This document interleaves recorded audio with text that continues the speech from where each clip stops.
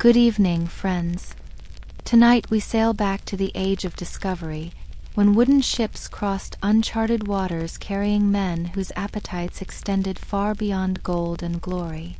We'll explore the darker truths hidden beneath heroic tales of exploration, the unspoken realities that unfolded in cramped quarters below deck, and the moral boundaries that dissolved with each league from home's watchful shores.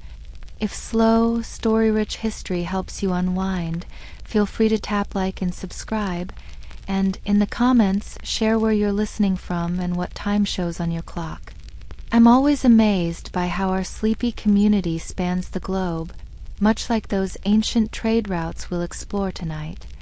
So, dim the lights, let the gentle sounds of night surround you, settle into your pillow, and allow yourself to drift back to an era when men sailed beyond the edge of maps and beyond the edge of decency as we begin our journey together. Imagine yourself standing on a weathered dock in Lisbon Harbor. The year is 1502. The morning mist clings to the water's surface as you watch sailors loading the last of the supplies onto a caravel bound for the Indies.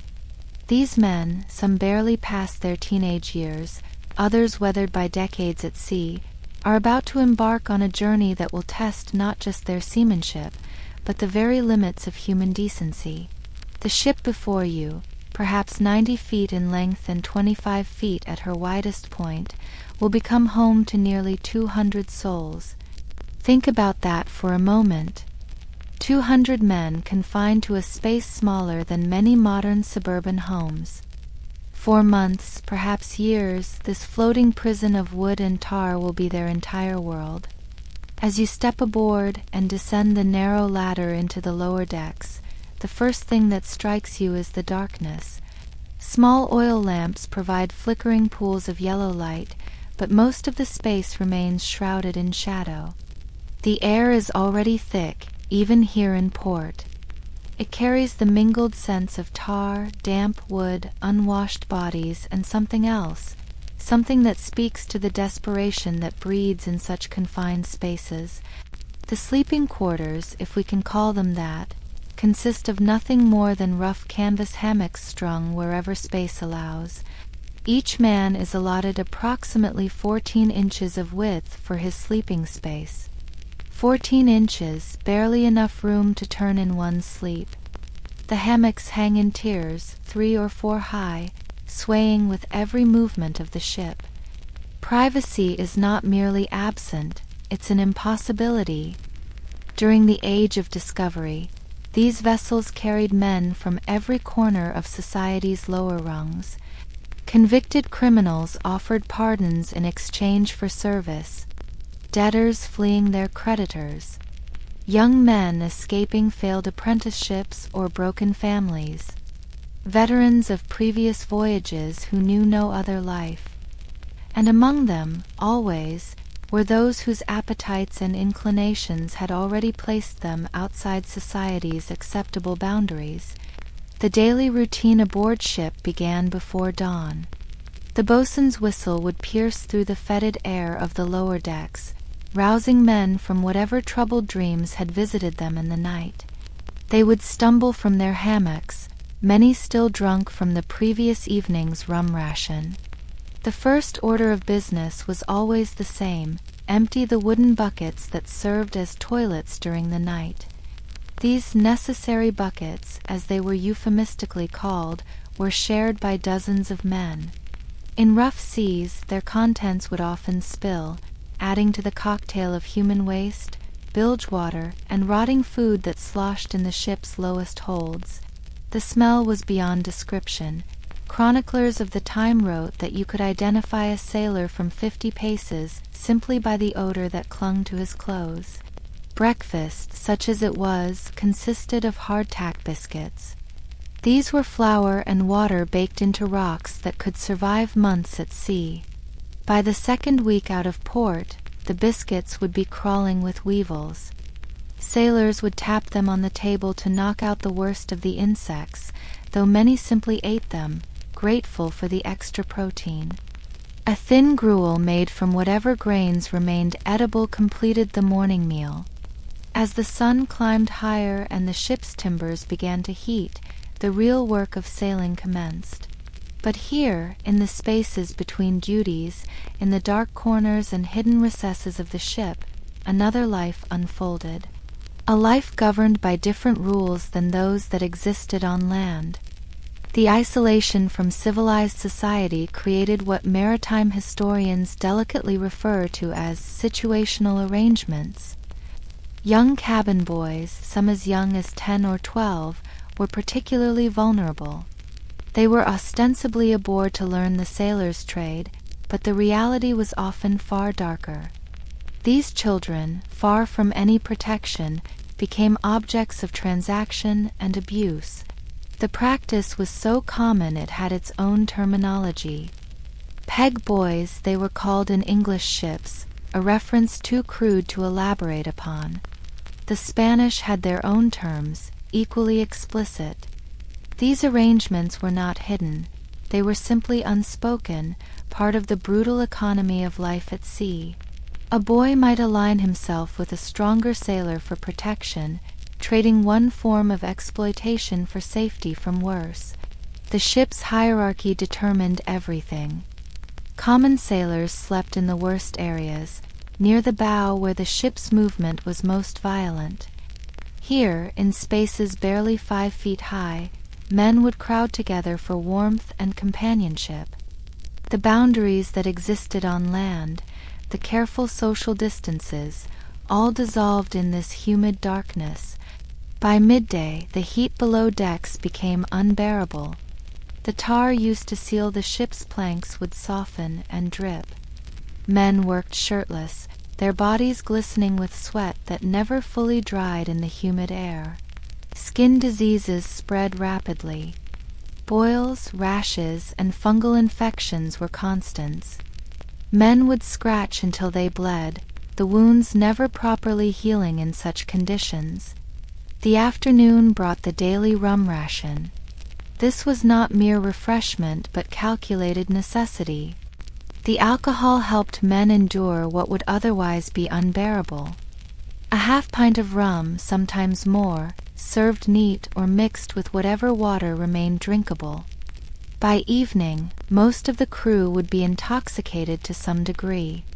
It was in these rum-soaked evenings that the ship's darker nature fully emerged. Gambling was officially forbidden but universally practiced. Men wagered their future shares of plunder, their rations, their clothing, and sometimes more personal stakes.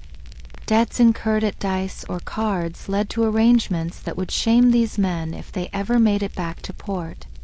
The musicians aboard, for most ships carried a few men who could play simple instruments, would strike up tunes as darkness fell. But these were not the jolly sea shanties of popular imagination.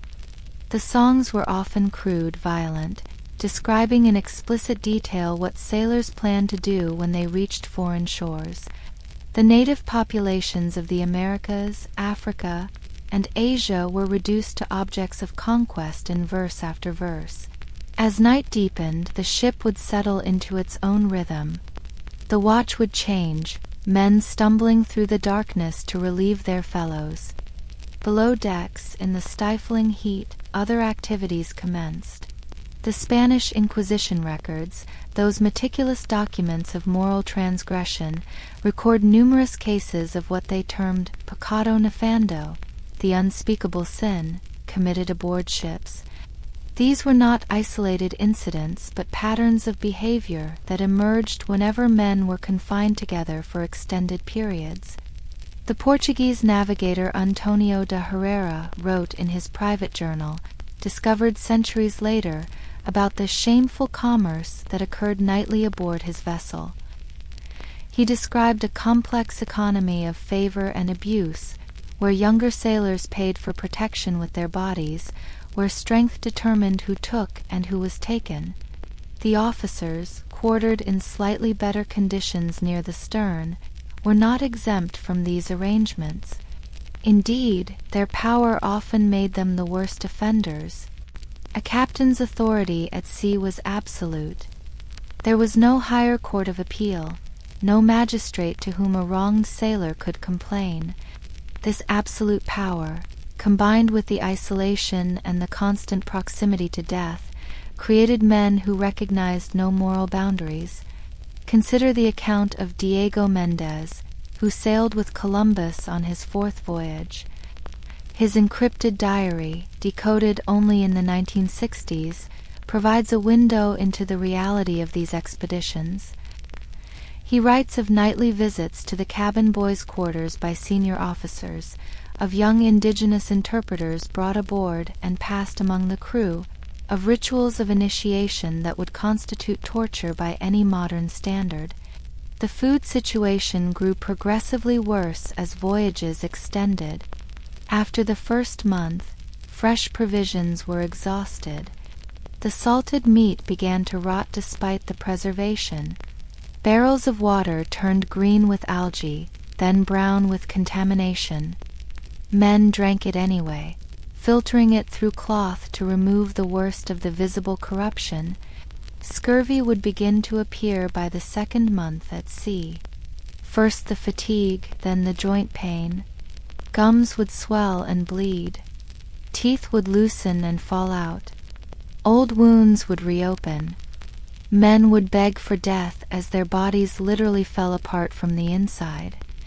In this state of physical deterioration, moral degradation accelerated. The rats that infested every ship became both plague and provision. They spread disease, destroyed food stores, and gnawed on men as they slept. But they also became a food source. Sailors would hunt them in organized parties, roasting them over small fires made in metal buckets. The meat was tough and tasted of whatever the rats had been eating, but it was fresh protein. Personal hygiene was impossible to maintain. Fresh water was too precious for washing. Men might go months without changing clothes. Lice and fleas were universal. Sailors would hold delousing parties, sitting in circles, picking parasites from each other's hair and clothing. It was one of the few acts of genuine care they could offer one another. The bathroom facilities deserve particular mention. The head, as it was called, consisted of a few planks with holes cut in them, suspended over the ocean at the bow of the ship. Men would relieve themselves directly into the sea, holding onto ropes for balance. In storms, using the head could be fatal. Men were regularly washed overboard. Many simply relieved themselves where they stood rather than risk the journey. Disease spread rapidly in such conditions. Dysentery, typhus, yellow fever, they moved through the crew like wildfire. The sick were not isolated, there was nowhere to isolate them. They remained in their hammocks, their suffering adding to the general misery. The sounds of their distress, the moaning, the delirium, the death rattles, became part of the ship's constant soundtrack. Medical treatment was primitive and often worse than the disease. The ship's surgeon, if there was one, might have trained as a barber. His primary tools were the saw for amputations and the knife for bloodletting. Surgery was performed without anesthesia beyond rum. Men would be held down by their mates as limbs were removed. The screaming could last for hours. But it was not just physical disease that plagued these vessels.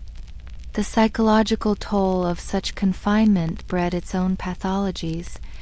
Men would develop what sailors called calenture, a form of delirium where they would hallucinate green fields in the ocean and attempt to walk into them. Others would sink into profound melancholy, refusing food and water until they died. Violence was endemic.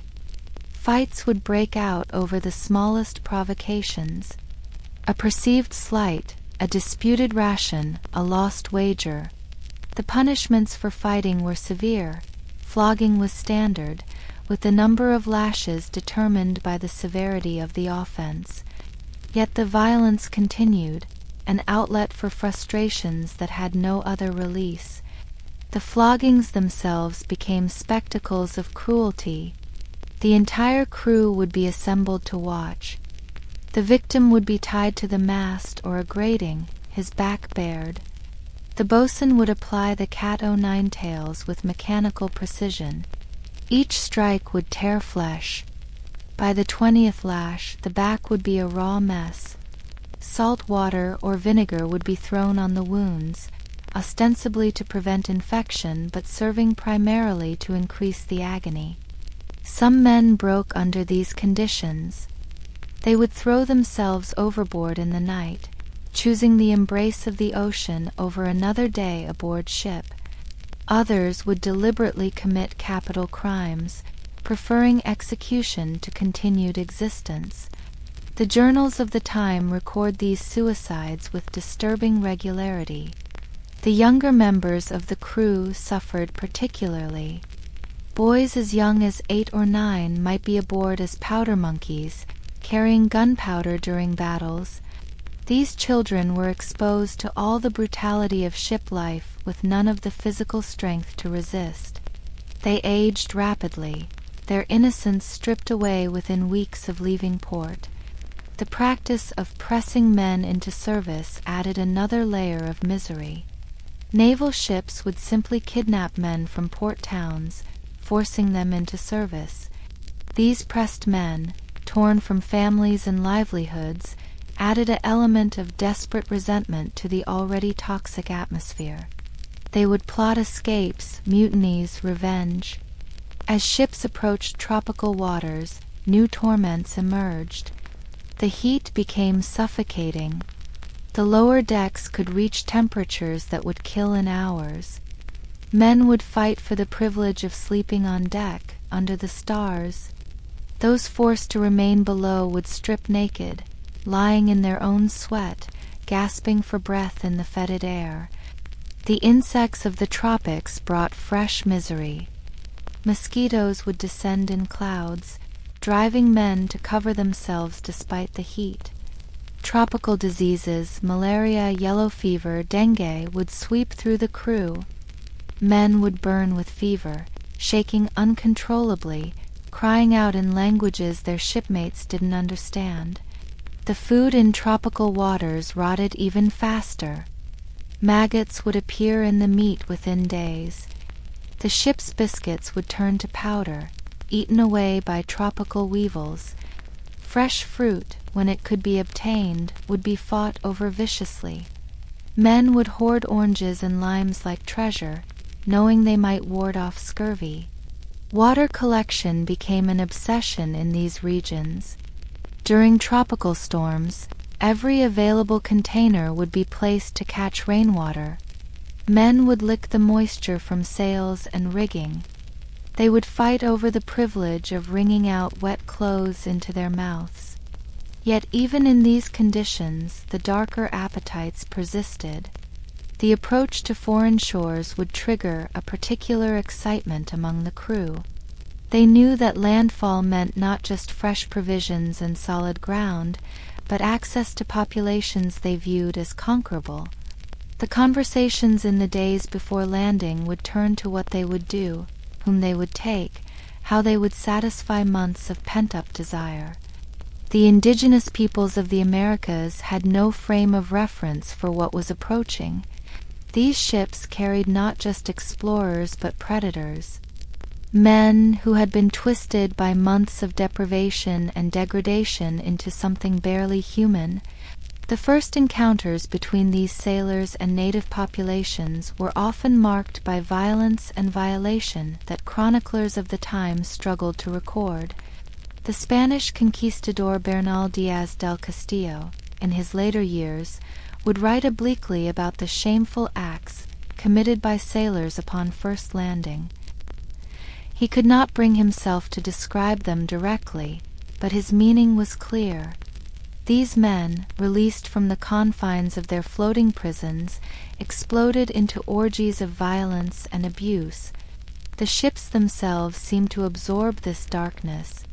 Sailors spoke of vessels being cursed, of strange sounds in the night that couldn't be explained by wind or wave. Perhaps it was simply the accumulated trauma of so many voyages, so much suffering soaked into the very wood. Or perhaps it was the guilt that even these hardened men couldn't entirely suppress. The Caribbean islands became particular centers of depravity. Here, far from European oversight, sailors established temporary kingdoms of cruelty. They would take indigenous women as temporary wives, discarding them when the ship departed. Children born of these unions were abandoned or sold. The demographic destruction of entire populations began not with disease or warfare, but with systematic sexual violence. The return journey, when it finally came, brought its own particular torments. Ships laden with gold, spices, and human cargo would sit lower in the water, moving sluggishly through the waves. The overcrowding, already unbearable, would worsen with the addition of enslaved peoples crammed into spaces never designed for human habitation. Below decks, in the deepest holds, indigenous captives would be chained in conditions that defied description. The sailors, already brutalized by their experiences, became their tormentors. The sounds that emerged from those holds at night, the crying, the praying in languages no European understood, the rattling of chains, added a new dimension to the ship's symphony of misery. The sailors themselves were transformed by these voyages. Men who had left port as simple laborers or petty criminals returned as something else entirely. They had seen and done things that couldn't be spoken of in polite company. Many could never readjust to life on land. They would return to sea again and again, trapped in a cycle of departure and degradation. Consider the account of João Rodrigues, a Portuguese sailor who made 7 voyages to the Indies between 1510 and 1525. His confession to a priest, preserved in church records, speaks of acts committed in the madness of the sea that haunted him until his death. He described a moral transformation that occurred gradually, imperceptibly, each small transgression making the next easier, until acts that would have horrified him as a young man became routine. The discipline aboard ship, harsh as it was, barely contained the chaos. Mutinies were common, though rarely successful. The planning would happen in whispers, in the dark corners of the lower decks. Men would form conspiracies based on shared nationality, shared suffering, or simple desperation. The discovery of a plot would lead to executions carried out with theatrical cruelty. Keel-hauling was reserved for the worst offenses. The condemned man would be tied to a rope and dragged under the ship from one side to the other. The barnacles covering the hull would tear flesh from bone. If the man survived, he would be scarred for life. Many didn't survive. Their bodies would be cut loose to feed the sharks that followed every ship. The sharks were a constant presence. They learned to associate ships with food, the waste thrown overboard, the bodies of the dead, sometimes the living who chose the ocean over continued existence. Sailors would watch them circling, seeing in them a reflection of their own predatory nature. As months at sea stretched on, reality itself seemed to bend. Men would report seeing ghost ships, hearing voices of drowned sailors, witnessing impossible things. Whether these were hallucinations brought on by malnutrition, dehydration, and psychological trauma, or whether the extreme conditions opened doorways to something else, the accounts are remarkably consistent. The phenomenon of sea madness was well documented. Men would suddenly begin laughing and be unable to stop. Others would claim to be historical figures or divine beings. Some would develop elaborate delusions about the ship being a living creature that demanded sacrifice. These mad sailors were usually restrained until they recovered or died, but sometimes their delusions would spread through the crew like a contagion. The religious life aboard ship provided little comfort. The priests who accompanied many voyages were often men who couldn't secure better positions on land. They might conduct services, but their moral authority was undermined by their participation in the same corruptions as the crew. Many sailors reported that these men of God were among the worst offenders when it came to abuse of power. The confessional aboard ship became a joke. Men would confess to sins they had no intention of stopping.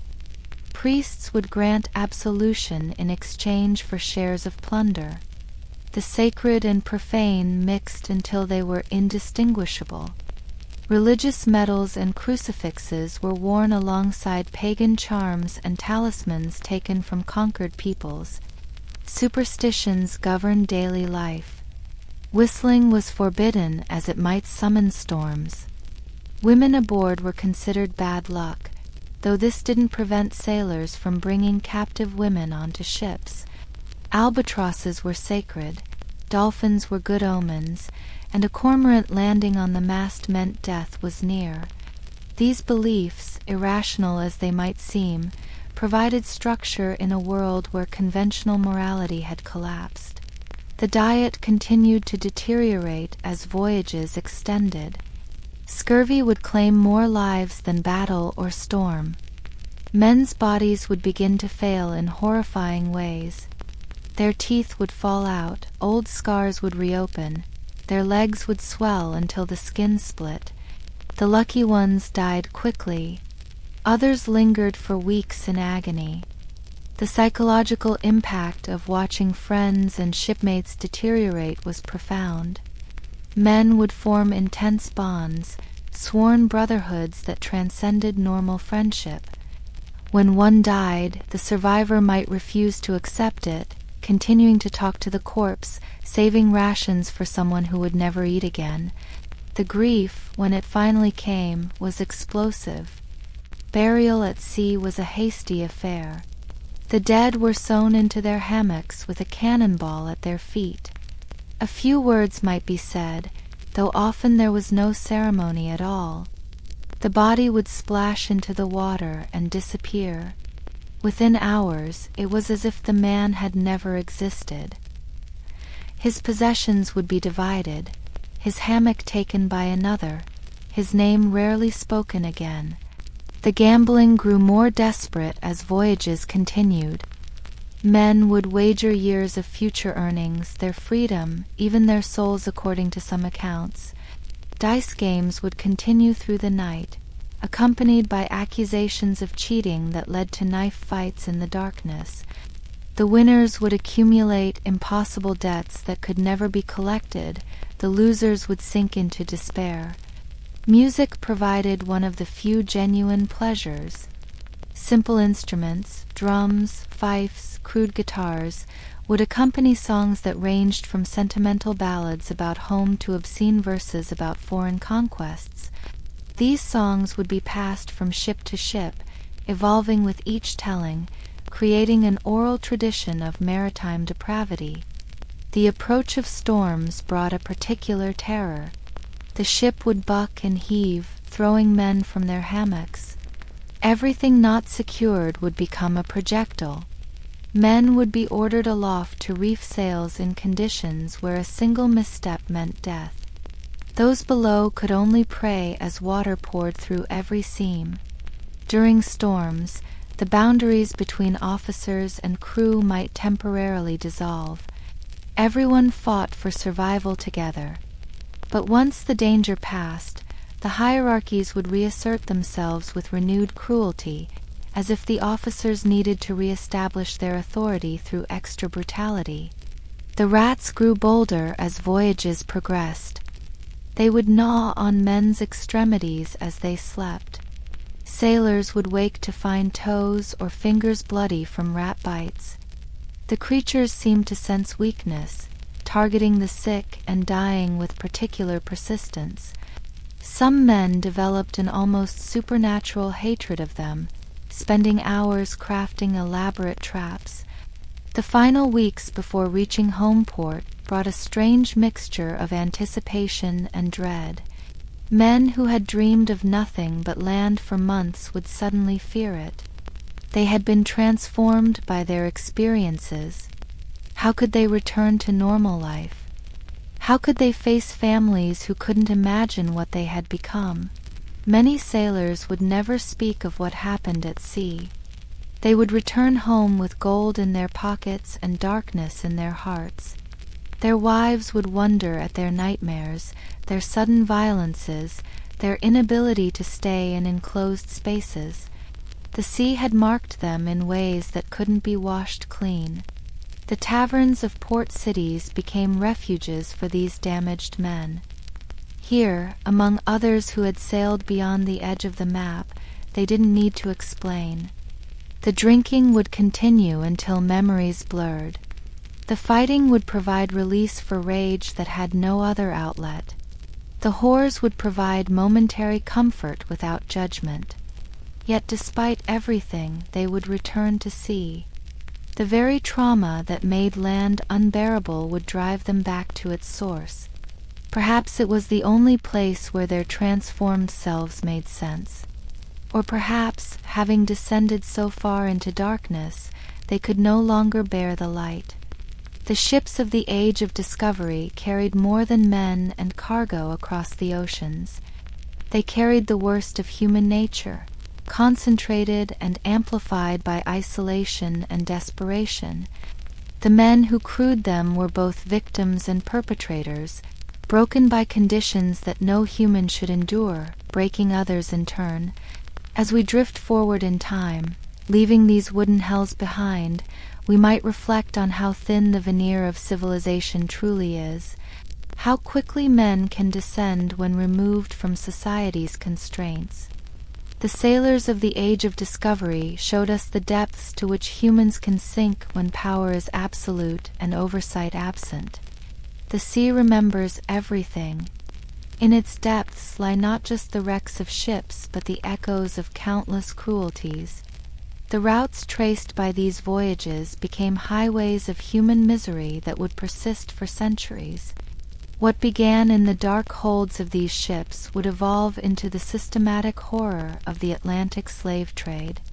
But that is a darkness for another time. For now, let us leave behind the creaking hulls and fetid air of these vessels. Let us surface from this exploration of maritime depravity and turn our attention to one man whose name has become synonymous with discovery, though the truth of his story is far darker than the legend suggests. Christopher Columbus. Even speaking his name conjures images of brave exploration, of 3 small ships crossing an unknown ocean, of a man who changed the world. The schoolbook version tells us of a visionary navigator who convinced Queen Isabella to fund his voyage, who persevered against doubt and fear to discover a new world. But beneath this carefully constructed legend lies a much darker truth, one preserved in documents that were hidden, suppressed, or simply ignored for centuries.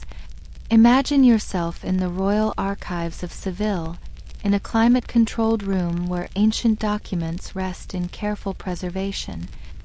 Here, among thousands of papers from the Age of Discovery, lie the writings of Columbus himself. Not just his official letters to the crown, sanitized and formal, but his personal journals, his private correspondence, his detailed logs that reveal the man behind the myth. The Admiral of the Ocean Sea, as he styled himself, was born Cristoforo Colombo in Genoa, sometime around 1451. His early life remains shrouded in mystery, perhaps deliberately so. What we do know is that he went to sea young, survived a shipwreck off the coast of Portugal, and gradually transformed himself from a simple sailor into a man obsessed with a grand vision. But this vision was never purely about discovery. From his earliest writings, Columbus reveals an obsession with gold, with personal glory, and with power over others that would define his actions in the New World. His marginalia in his personal copy of Marco Polo's travels, preserved in the Biblioteca Colombina in Seville, shows particular attention to passages about Asian wealth, about docile populations, about lands where gold was said to be as common as stones.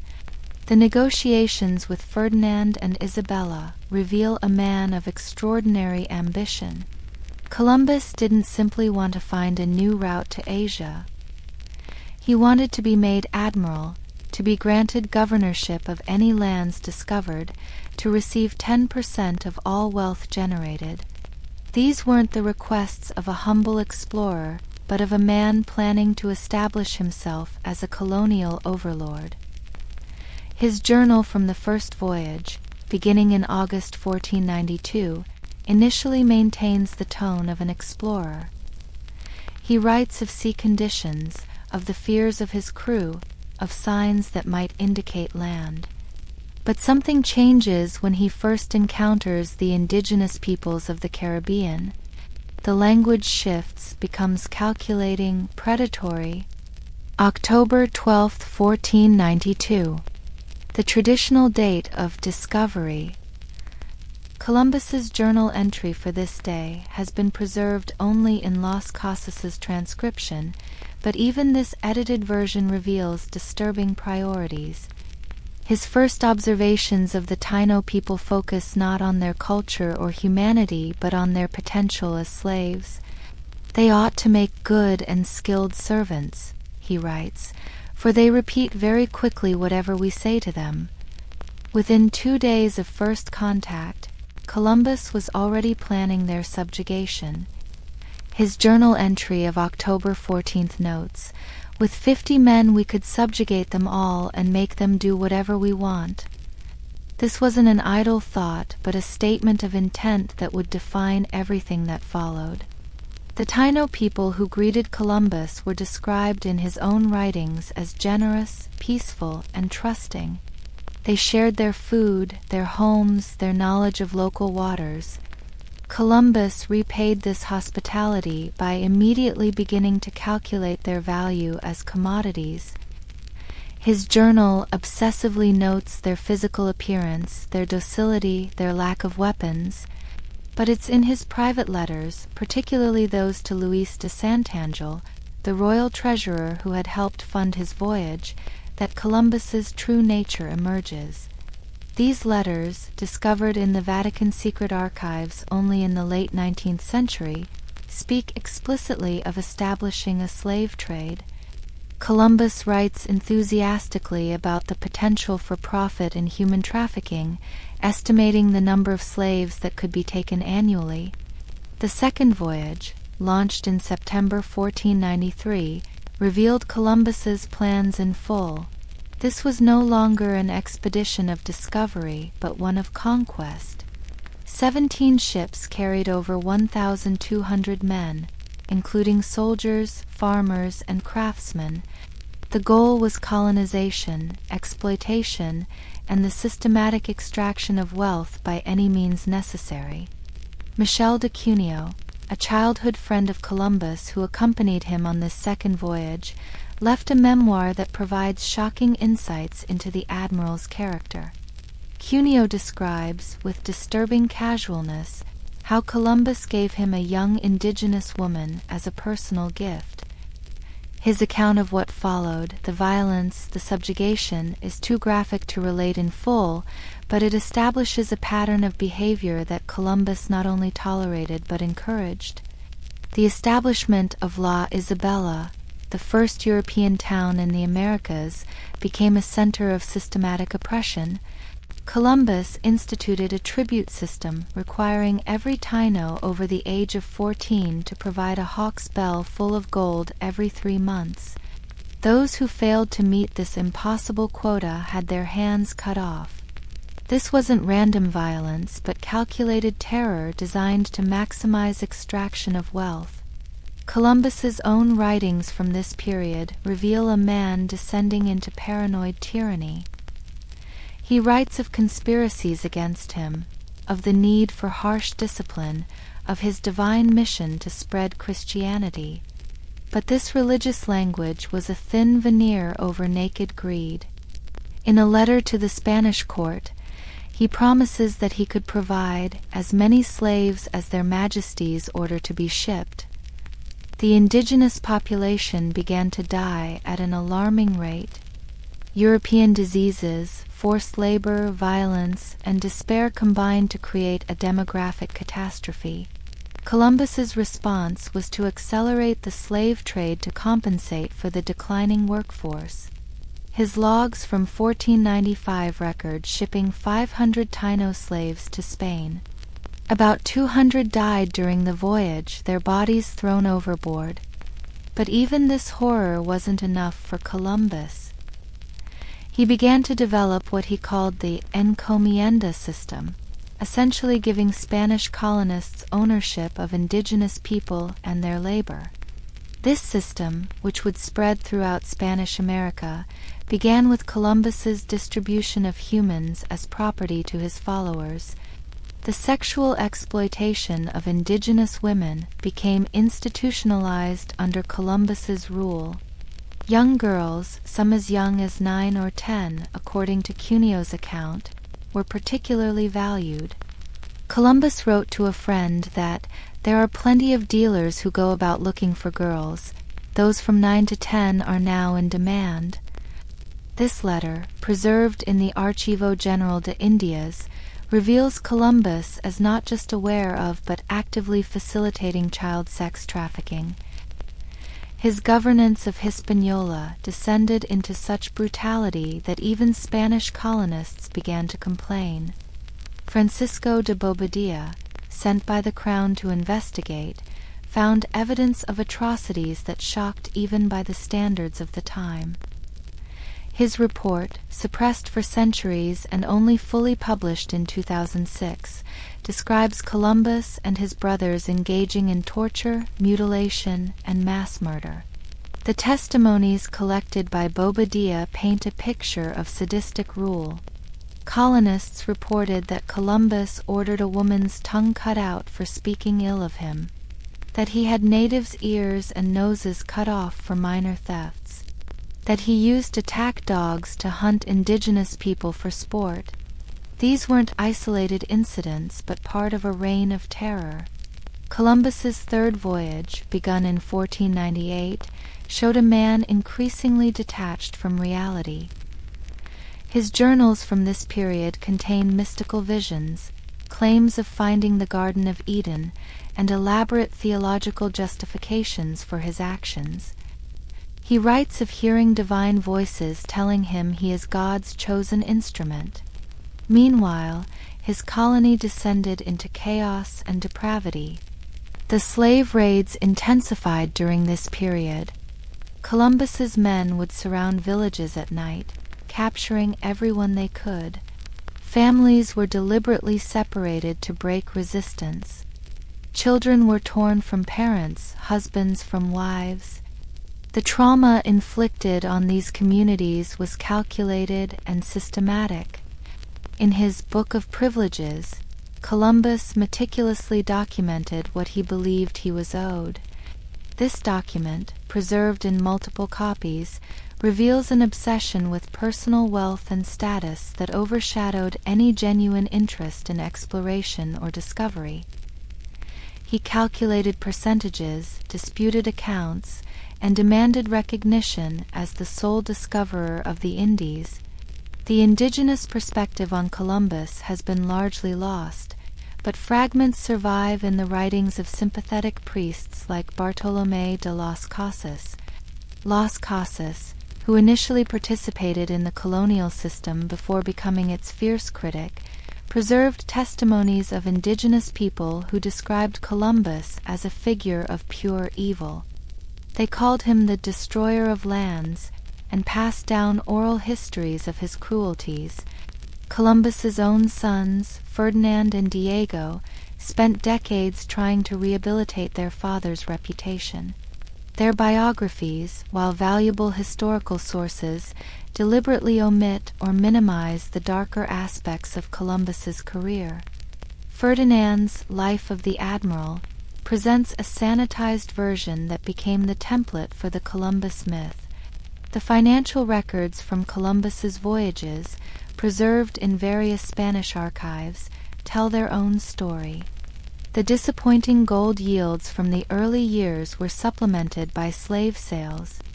The account books, with their cold columns of numbers, record human beings reduced to commodities. 100 head of slaves, value 4,000 castellanos. Each entry represents destroyed lives, shattered families. Columbus's treatment of his own men was hardly better.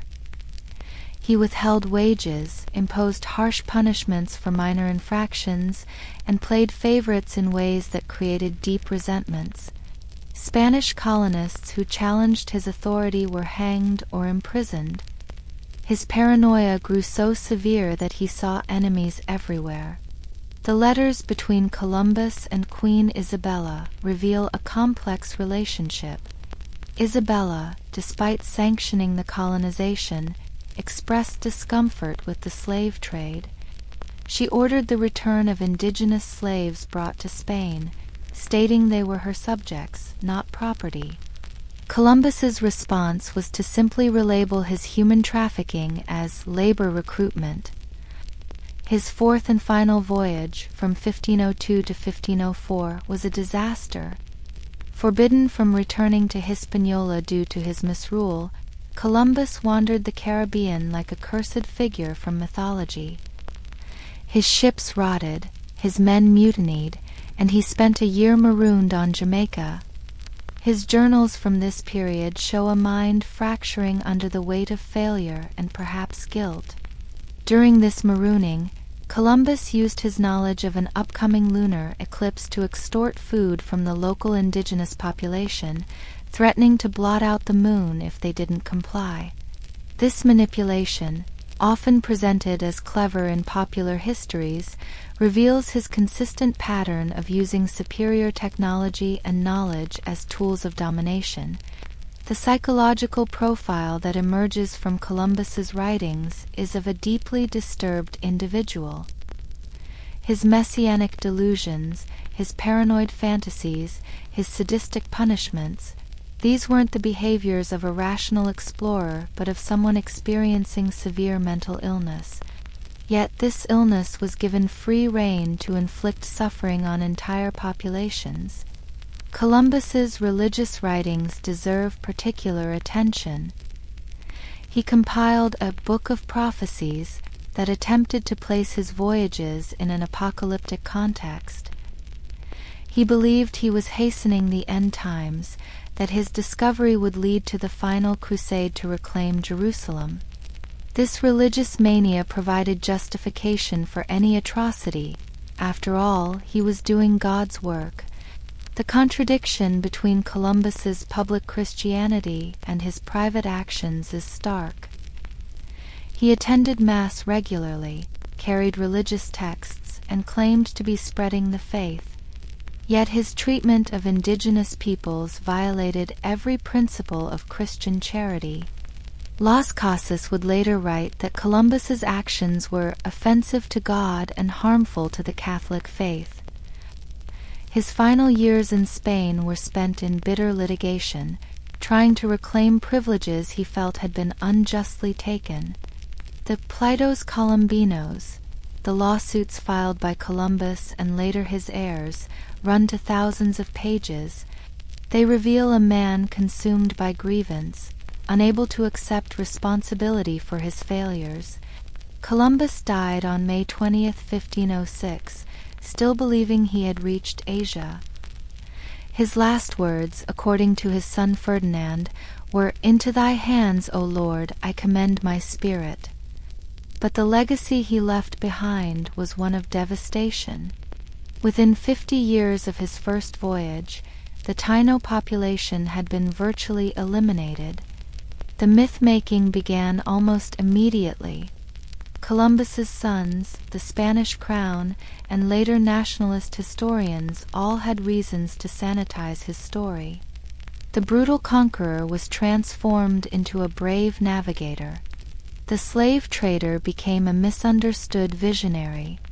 The systematic genocide was reframed as an unfortunate consequence of contact between civilizations. The suppression of Columbus's darker history was deliberate and systematic. Documents that revealed his crimes were locked away in archives. Historians who tried to present a more balanced view were marginalized. The Columbus myth became so powerful that it took on a life of its own, separate from historical reality. In American history, Columbus underwent another transformation. Italian-American communities, facing discrimination, adopted him as a symbol of their contribution to American society. Columbus Day became a celebration of Italian-American heritage. The historical Columbus was buried even deeper under layers of myth and political necessity. The documents that reveal the true Columbus are not hidden or lost. They sit in archives in Seville, Simancas, Barcelona, and Genoa. They've been digitized, translated, and published. Yet the myth persists because it serves purposes that have nothing to do with historical truth. Modern DNA studies of Caribbean populations reveal the extent of the catastrophe Columbus initiated. The genetic legacy shows massive population replacement, with European and African DNA largely supplanting indigenous lineages. Each genetic marker tells a story of violence, displacement, and survival against overwhelming odds. Columbus's impact extended far beyond his own lifetime. The patterns he established, the encomienda system, the slave trade, the use of religion to justify exploitation, became templates for European colonialism worldwide. His voyages didn't just discover a new world, they created a new form of systematic oppression. The personal effects of Columbus, scattered across European museums, tell their own story. His navigational instruments, preserved in maritime collections, speak to genuine skill in seamanship. But alongside these tools of exploration are items that reveal other priorities. Account ledgers with human cargo listed alongside gold and spices. Maps where indigenous territories are marked not with their original names, but with notes about population density and potential for exploitation. The marginalia in Columbus's personal books provides a window into his mind. His copy of Pierre Dielli's Imago Mundi, preserved in the Biblioteca Colombina, contains over 2,000 notes in Columbus's hand. These annotations reveal his obsessions. Passages about gold are heavily marked, as are descriptions of docile peoples and fertile lands. But most telling are his notes on biblical prophecy, where he attempts to place himself in sacred history. Letters discovered in private collections continue to surface, each adding details to our understanding of Columbus. A letter sold at auction in 2018, authenticated by handwriting analysis, describes his frustration with indigenous peoples who fled rather than submit to forced labor.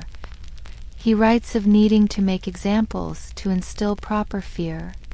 The casual tone with which he discusses systematic violence is perhaps more chilling than the violence itself. The testimony of Rodrigo de Escobedo, Columbus's secretary on the first voyage, provides crucial evidence. His notarial records, required by Spanish law, document the formal acts of possession Columbus performed on each island, but Escobedo's private notes, found in his family's archives centuries later, reveal his growing discomfort with what he witnessed. He writes of Columbus's increasing irrationality, his violent outbursts, his treatment of both natives and Spaniards. Columbus's relationships with his own family reveal additional complexities. His legitimate son Diego spent years trying to reclaim his father's titles and privileges, but his illegitimate son Ferdinand seemed more interested in crafting a legend than preserving truth. The family archives, now split between Spain and Italy, show a deliberate effort to destroy or hide documents that might damage Columbus's reputation. The financial dealings of Columbus were extraordinarily complex. He maintained multiple sets of books, one for the crown, one for his investors, and apparently one for himself. Forensic accounting of these records, conducted by modern historians, reveals systematic fraud. Columbus was skimming profits, underreporting gold, and inflating expenses. His complaints of poverty in his final years ring hollow when compared to the wealth he had hidden. The medical records from Columbus's voyages, such as they exist, paint a picture of horrific conditions. The ship's surgeon on the second voyage, Diego Alvarez Chanca, left notes describing not just the diseases that afflicted the Spanish but those deliberately spread to indigenous populations. While perhaps not intentional biological warfare in the modern sense, Columbus certainly understood and exploited the devastating impact of European diseases. Columbus's linguistic legacy is also telling. The words he chose to describe indigenous peoples in his journals, Indians because he thought he was in India, but also naturals, suggesting something less than fully human. These linguistic choices would echo through centuries of colonial discourse, providing vocabulary for dehumanization. The archaeological evidence from La Isabela and other early Columbus settlements confirms the written records. Excavations have uncovered evidence of violent death, of hasty burials, of indigenous artifacts alongside European weapons. The soil itself tells the story. Layers of ash from burned villages, lead shot embedded in defensive walls, human remains showing signs of violence. One of the most damning documents is Columbus's letter to Juana de Torres, the governess of Prince Juan. Written in 1500 while Columbus was in chains, being returned to Spain for his misgovernment, this letter is a masterpiece of self-pity and delusion. He compares himself to Christ, claims divine mission, and shows no remorse for any of his actions. The letter, preserved in the Archivo General de Indias, reveals a man incapable of recognizing his own crimes. The reaction of contemporary observers is illuminating. Even in an age not known for humanitarian concerns, Columbus's actions shocked many. The Italian merchant Giambattista Strozzi wrote to his partners in Florence describing Columbus as a man possessed by demons. Spanish nobles at court whispered about his excesses, yet the promise of wealth kept official criticism muted. Columbus's will, filed in Valladolid shortly before his death, is a fascinating document. Beyond the expected provisions for his family, it contains bizarre instructions. Money to be set aside for a crusade to reclaim Jerusalem. Funds for mysterious individuals identified only by initials. Some historians suggest these were payments to ensure silence about certain matters. The cartographic legacy of Columbus is complex. His maps, those that survive, show a gradual recognition that he had not reached Asia. But they also show something else. Indigenous place names systematically replaced with Spanish ones, entire peoples erased from geographic representation. The maps become documents of cultural elimination. Recent technology has allowed new analysis of Columbus documents. Multispectral imaging has revealed text that was deliberately erased or written over. Chemical analysis of ink has helped date documents and identify forgeries. Each technical advance reveals new layers of deception in the Columbus narrative. The Vatican's archives contain correspondence between Columbus and various church officials. These letters, many only recently made available to researchers, show Columbus attempting to gain papal sanction for his activities. He frames his slave trading as bringing souls to Christ, his violence as necessary for establishing God's kingdom on earth. The Church's responses are carefully worded, neither fully endorsing nor condemning. Columbus's impact on maritime law was significant. His claims to titles and percentages led to decades of litigation that helped establish precedents for colonial administration. The legal frameworks developed to adjudicate Columbus's claims would be used to dispossess indigenous peoples for centuries to come. The psychological impact of Columbus's actions rippled through generations. Spanish colonists who served under him carried his methods throughout the Americas. The normalization of extreme violence, the commodification of human beings, the use of terror as a tool of governance, these became standard colonial practices. In his final letter to his son Diego, Columbus reveals no change of heart. He still insists on his rights, his titles, his percentages. He shows concern for his reputation but no remorse for his actions. The indigenous peoples he enslaved and murdered appear nowhere in his final thoughts. They had been, for him, simply obstacles to wealth and glory. The preservation of Columbus's legacy required active suppression of counter-narratives. When Antonio de Montesinos preached against Spanish treatment of indigenous peoples in 1511, explicitly condemning Columbus's methods, he was recalled to Spain. When Las Casas published his exposés, they were banned in Spanish territories. The truth was too damaging to the colonial project.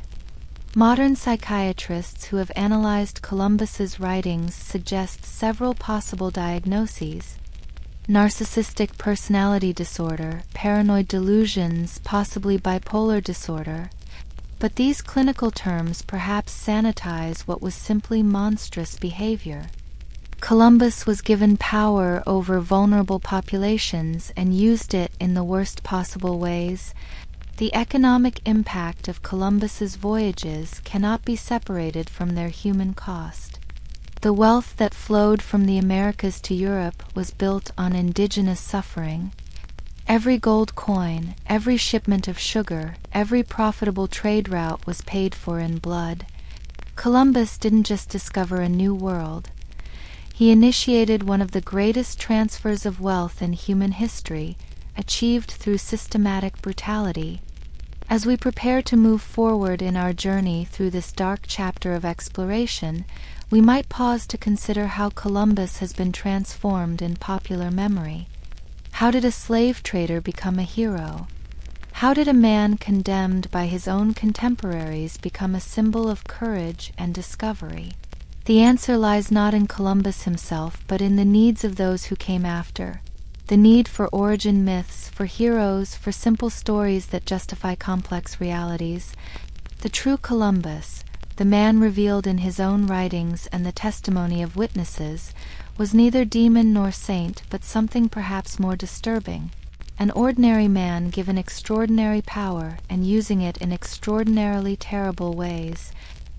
His story is not one of inevitable tragedy, but of choices made, cruelties inflicted, opportunities for mercy rejected.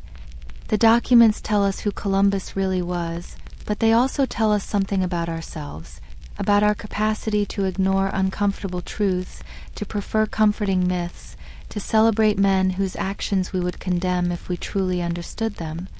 Columbus's hidden journals reveal not just his darkness, but our own willingness to look away. As the Caribbean sun sets on another day, casting long shadows across waters that once carried Columbus's ships, we might imagine the ghosts that linger there, not just of the Admiral himself, but of the countless lives he destroyed. The Taino people who greeted strangers with gifts and received slavery in return. The children torn from families. The entire civilizations reduced to entries in account books. But even Columbus's darkness pales before what would follow. For he was merely the first of many conquistadors who would carry European diseases, weapons, and appetites into the Americas. Men who would take his methods and perfect them, who would build entire empires on foundations of systematic exploitation, men whose names have become synonymous with conquest, but whose true natures remain hidden behind carefully constructed legends. The year is 1519. Hernán Cortés stands on the shore of what would become Veracruz, watching his men unload horses, cannons, and crosses from their ships. Behind him, smoke rises from the vessels he has ordered burned. There would be no retreat from what was to come. But this dramatic gesture, immortalized in countless paintings and stories, was merely theater compared to the true destruction that would follow. The conquistadors who followed Columbus into the Americas were a particular breed of men. Not explorers in any scientific sense, not even soldiers in the traditional meaning. They were entrepreneurs of violence, men who had mortgaged everything for the chance to carve out kingdoms in lands they didn't understand, among peoples they didn't recognize as fully human. To understand the conquistador mentality, we must first understand who these men were and what drove them across an ocean to wage war against civilizations they had never encountered. Many were segundones, second sons of minor nobility who would inherit nothing in Spain's rigid primogeniture system. Others were veterans of the Reconquista, men who had spent their youth fighting Muslims in Iberia and had developed particular ideas about religious war and its rewards. The contract each conquistador signed, the capitulation, was essentially a business agreement. The crown provided legal authority and sometimes minimal support. The conquistador provided everything else, ships, men, weapons, supplies, in exchange for the right to conquer and exploit. These weren't military expeditions in any formal sense but private ventures, hostile corporate takeovers written in blood. Francisco Pizarro, the illiterate swineherd who would destroy the Inca Empire, exemplifies the conquistador type. Born out of wedlock, with no prospects in Spain, he saw the Americas as his only chance for wealth and status. His cousin, Pedro Pizarro, would later write memoirs that provide disturbing insights into Francisco's character, particularly his attitude toward indigenous women. The conquistadors arrived in the Americas with specific expectations shaped by medieval literature and contemporary reports. They had read or heard tales of Amazon warriors, cities of gold, fountains of youth. But more importantly, they had heard Columbus's reports of docile populations and available women. They came expecting both wealth and sexual conquest. The pattern established itself quickly wherever conquistadors landed. After the initial violence of conquest would come the division of spoils. Gold and silver were carefully weighed and distributed according to complex formulas. But human beings were divided too. The repartimiento system allocated indigenous people to Spanish colonizers. Entire communities became property. But it was the fate of indigenous women that reveals the conquistadors' darkest appetites. The Spanish chronicler Bernal Diaz del Castillo, who accompanied Cortés, writes with disturbing casualness about the distribution of women after battles. Young women were particularly valued, and the conquistadors developed an entire vocabulary around their exploitation. Países de Indias, they called them, pieces of the Indies. Cortés himself set the pattern. He took Malintzin, known to history as La Malinche, as his interpreter and mistress. She bore him a son, Martín, one of the first mestizos, but she was only one of many. Cortés maintained what can only be described as a harem, passing women to his lieutenants when he tired of them. His letters to Charles V carefully omit these details, focusing instead on gold and conversion of souls. The religious dimension of conquest provided convenient cover for sexual exploitation. The conquistadors claimed to be saving souls, bringing Christianity to heathens, but the missions they established became centers of systematic abuse.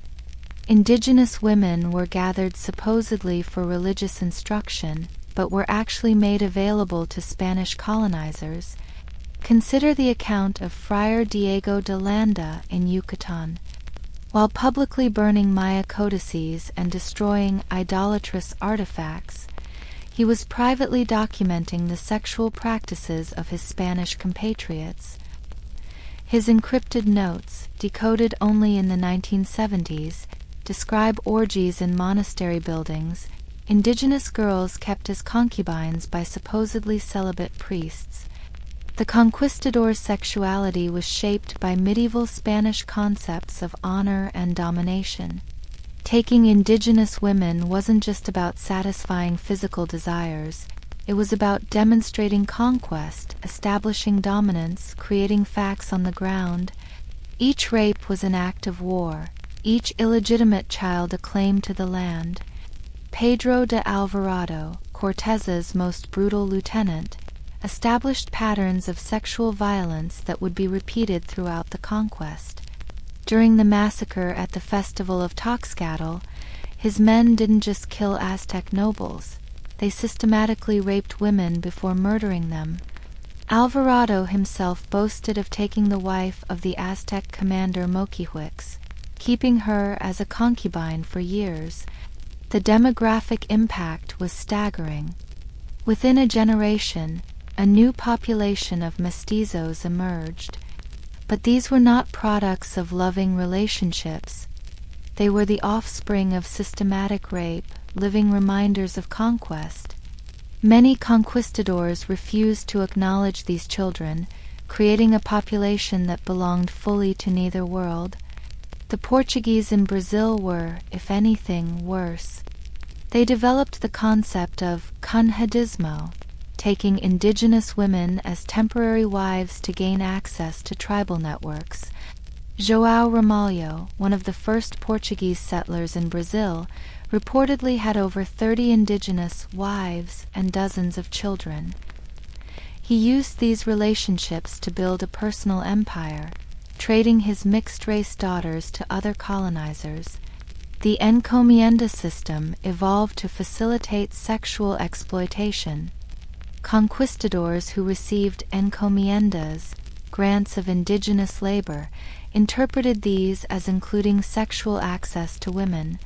The Spanish crown occasionally issued proclamations against such practices, but enforcement was non-existent. The conquistadors were too far from Spain, too powerful in their domains, too necessary for the colonial project. Vasco Núñez de Balboa, before his famous discovery of the Pacific, engaged in practices that shocked even other conquistadors. He used war dogs to hunt indigenous people who resisted, but he reserved special cruelties for those he labeled sodomites. Indigenous men who engaged in same-sex relationships were fed alive to dogs while Balboa watched. Yet Balboa himself kept young indigenous boys for purposes that his contemporary chroniclers could only hint at. The silver mines of Potosí became particular centers of depravity.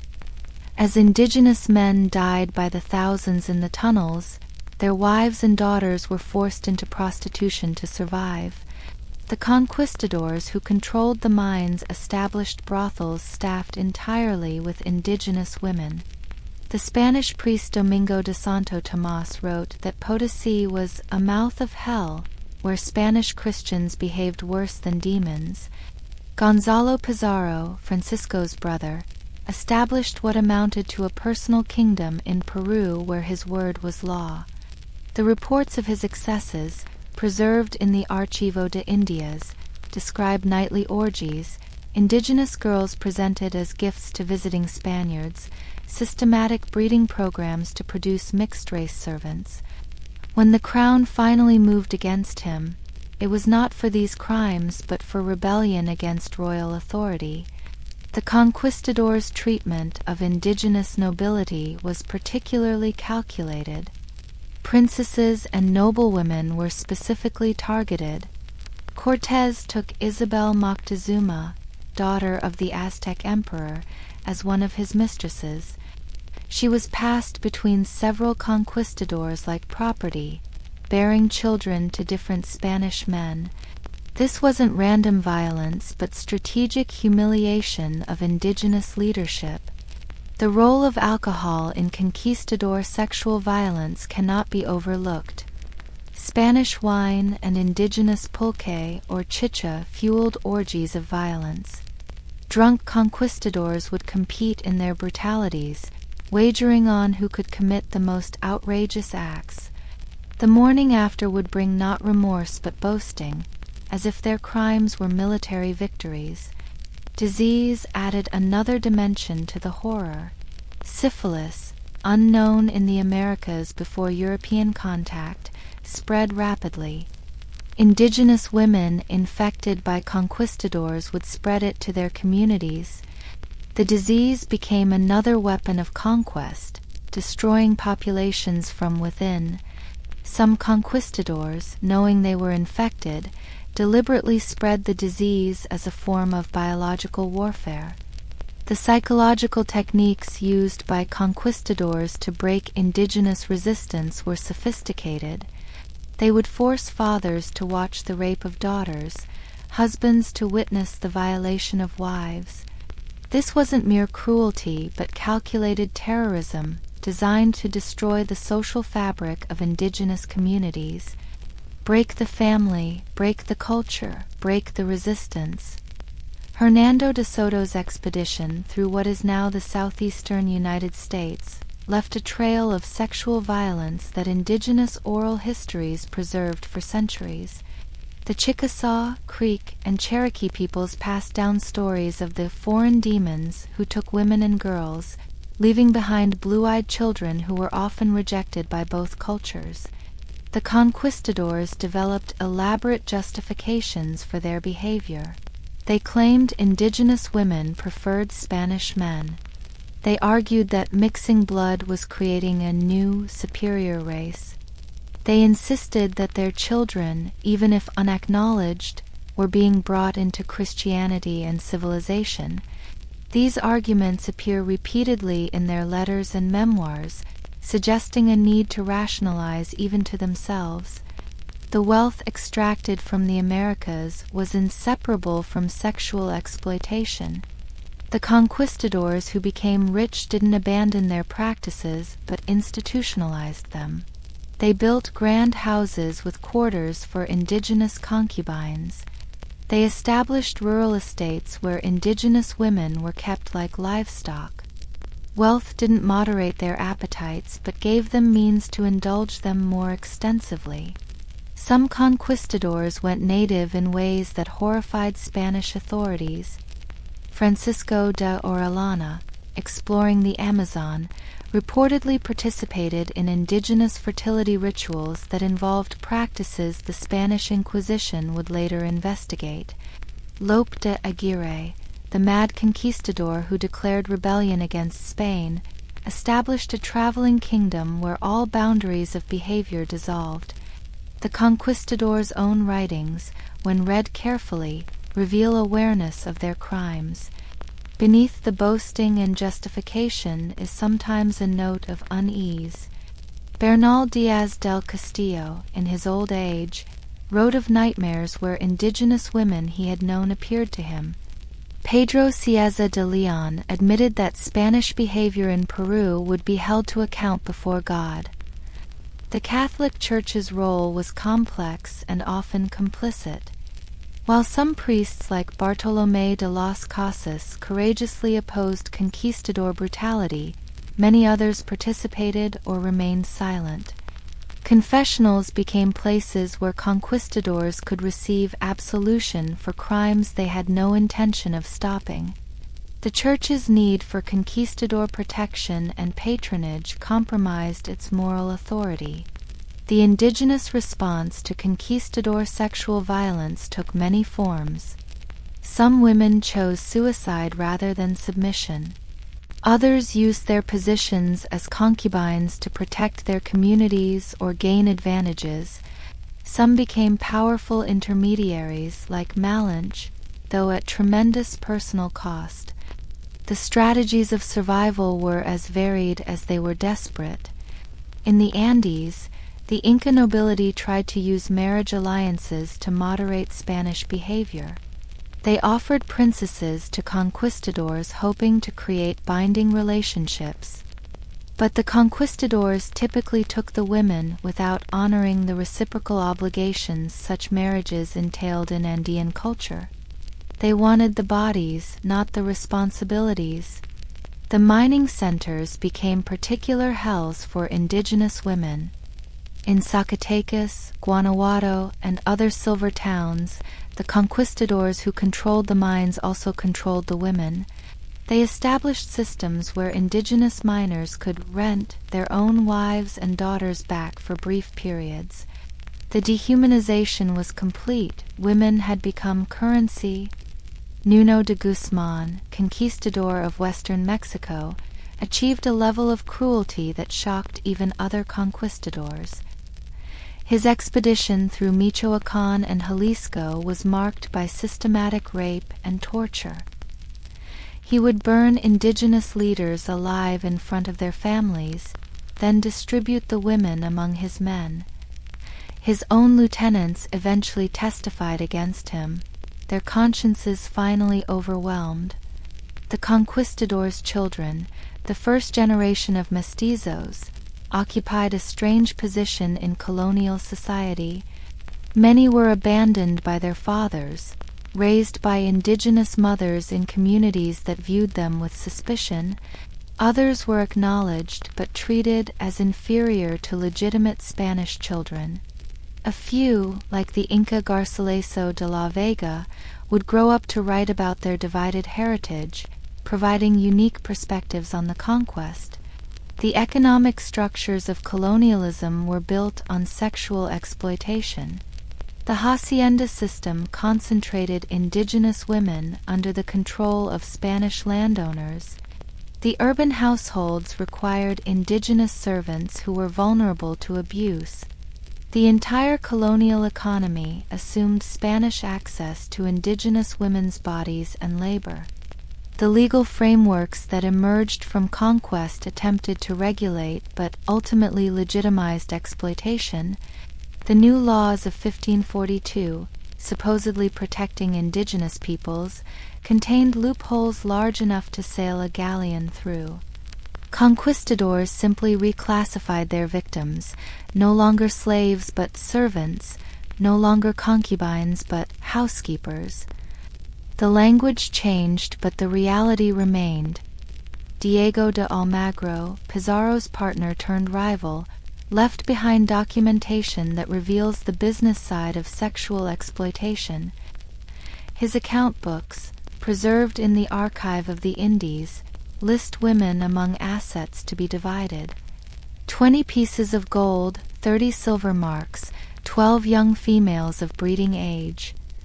Human beings reduced to inventory items, their value calculated by age and appearance. The conquistadors who ventured into North America carried these same patterns northward. Juan Ponce de Leon, searching for his mythical fountain of youth in Florida, was actually following indigenous slave raids. The fountain story, romantic as it sounds, was likely cover for expeditions to capture young women for Caribbean plantations where indigenous populations had been depleted. Francisco Vasquez de Coronado's expedition through the American Southwest left scars on Pueblo communities that persist in oral histories today. The Zuni people remember the conquistadors demanding women as tribute, taking those who refused by force. The Hopi speak of hiding their young women in canyon caves when Spanish expeditions approached. These memories, passed down through generations, preserve truths that Spanish records omitted. The conquistadors' sexual violence wasn't random but strategic. They understood that controlling women meant controlling populations. Women were agricultural workers, weavers, food preparers. Without them, communities couldn't function. By taking women, conquistadors destroyed economic systems along with families. The medical knowledge of the time, primitive as it was, reveals additional horrors. Spanish physicians accompanying expeditions documented venereal diseases spreading through indigenous populations, but they also recorded forced medical examinations of indigenous women, procedures that were themselves forms of assault. Dr. Francisco Hernandez, Philip II physician in Mexico, left notes describing examinations that violated every principle of consent. Some conquistadors developed obsessions with indigenous religious practices, particularly those involving sexuality or fertility. They collected detailed accounts of these rituals, claiming anthropological interest, but their writings reveal prurient fascination. They were simultaneously destroying these cultures and fetishizing them. The transformation of Tenochtitlan into Mexico City involved not just architectural change but social engineering. Cortés ordered indigenous nobles to send their daughters to Spanish households for education. These girls, supposedly learning Spanish customs, were actually being groomed for Spanish men. The school established by Pedro de Gante was meant to create a class of women suitable for conquistador wives or mistresses. In Peru, Francisco Pizarro's assassination in 1541 triggered a civil war among conquistadors that had unexpected consequences for indigenous women. Different factions used rape as a weapon against enemies' indigenous allies. Women became pawns in Spanish power struggles, suffering for loyalties they never chose. The Amazon expeditions revealed conquistador fantasies in their most extreme form. The search for El Dorado was accompanied by searches for the mythical Amazon warriors. When conquistadors encountered indigenous women who fought to defend their communities, they projected their fantasies onto them. Francisco de Orellana's account describes capturing Amazons, who were likely just indigenous women resisting invasion. The role of indigenous men in protecting or failing to protect women created lasting traumas in native communities. Many men were forced to become complicit in Spanish exploitation to survive. Others died trying to defend their families. The destruction of traditional gender roles and family structures was part of the conquistadors' unconscious or deliberate strategy. Conquistadors who married indigenous women often did so for strategic reasons. Marriage provided legal claim to lands and legitimized children who could inherit. But these marriages rarely protected women from abuse. Spanish law gave husbands near absolute authority. Indigenous wives found themselves trapped between two legal systems, protected by neither. The mining boom created new forms of exploitation. As silver flowed from Potosí and Zacatecas, it financed expanded conquest. More conquistadors arrived, drawn by wealth. Each wave brought fresh violence. The silver that funded European wars and Renaissance art was mined by indigenous men whose wives and daughters were held hostage to ensure compliance. The psychological profiles of conquistadors, as revealed through their writings and actions, suggest men who had crossed moral boundaries from which there was no return. Once they had committed certain acts, each subsequent atrocity became easier. They created echo chambers of violence where extreme behavior was normalized, even celebrated. Religious festivals became occasions for particular abuse. Conquistadors would demand women as part of Christian celebrations, perverting religious observances into orgies. The Day of the Dead, Christmas, Easter, all became times when indigenous communities knew to hide their daughters. The corruption of sacred time added another layer to the trauma. The establishment of colonial cities created new architectures of exploitation. Spanish houses were built with separate quarters for indigenous servants, designed for control and access. Urban planning itself reflected and facilitated abuse. Churches were positioned to surveil, government buildings to intimidate, private homes to conceal. Some indigenous women found ways to exercise agency within impossible constraints. They learned Spanish law and used it when possible. They formed networks of mutual protection. They preserved indigenous knowledge through their children, even those fathered by conquistadors. Their resistance, though often invisible in Spanish records, was real and significant. The conquistadors' own families back in Spain often knew or suspected what was happening. Letters from wives seeking their husbands return hint at awareness. "I pray you have not forgotten your Christian duties," writes one wife to her conquistador husband.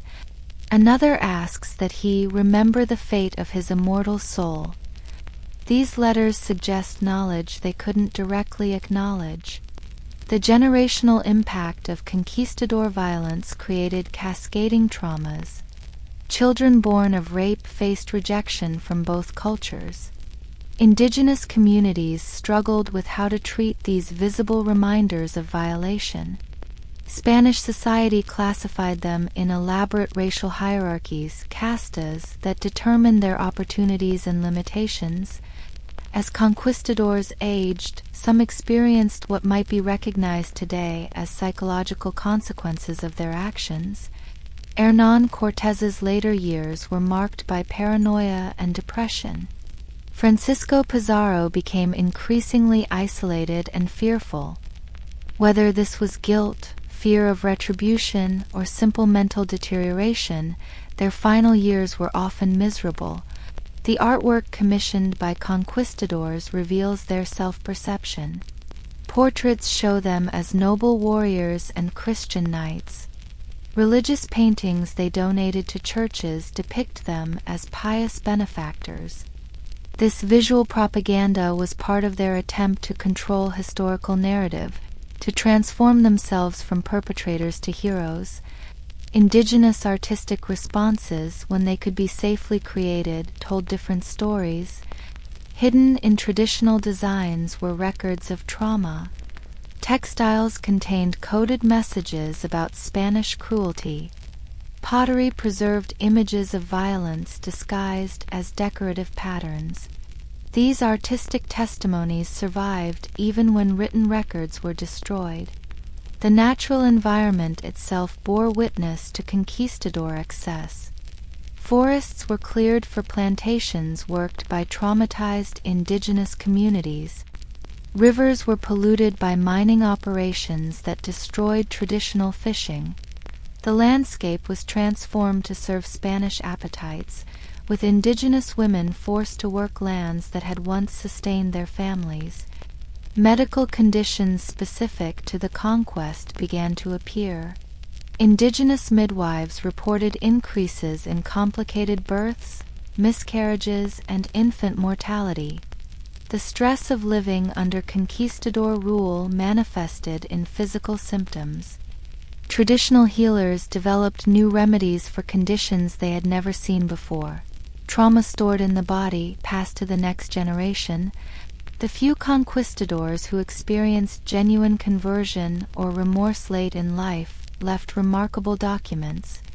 Mancio Serra de Leguizaman, one of Pizarro's original companions, dictated a deathbed confession that acknowledged the destruction of a functioning civilization. He admitted that indigenous peoples had lived better before Spanish arrival. But such admissions were rare and came too late. The economic systems established by conquistadors created incentives for continued abuse. Encomienda holders needed indigenous labor to remain profitable. They had to break resistance repeatedly.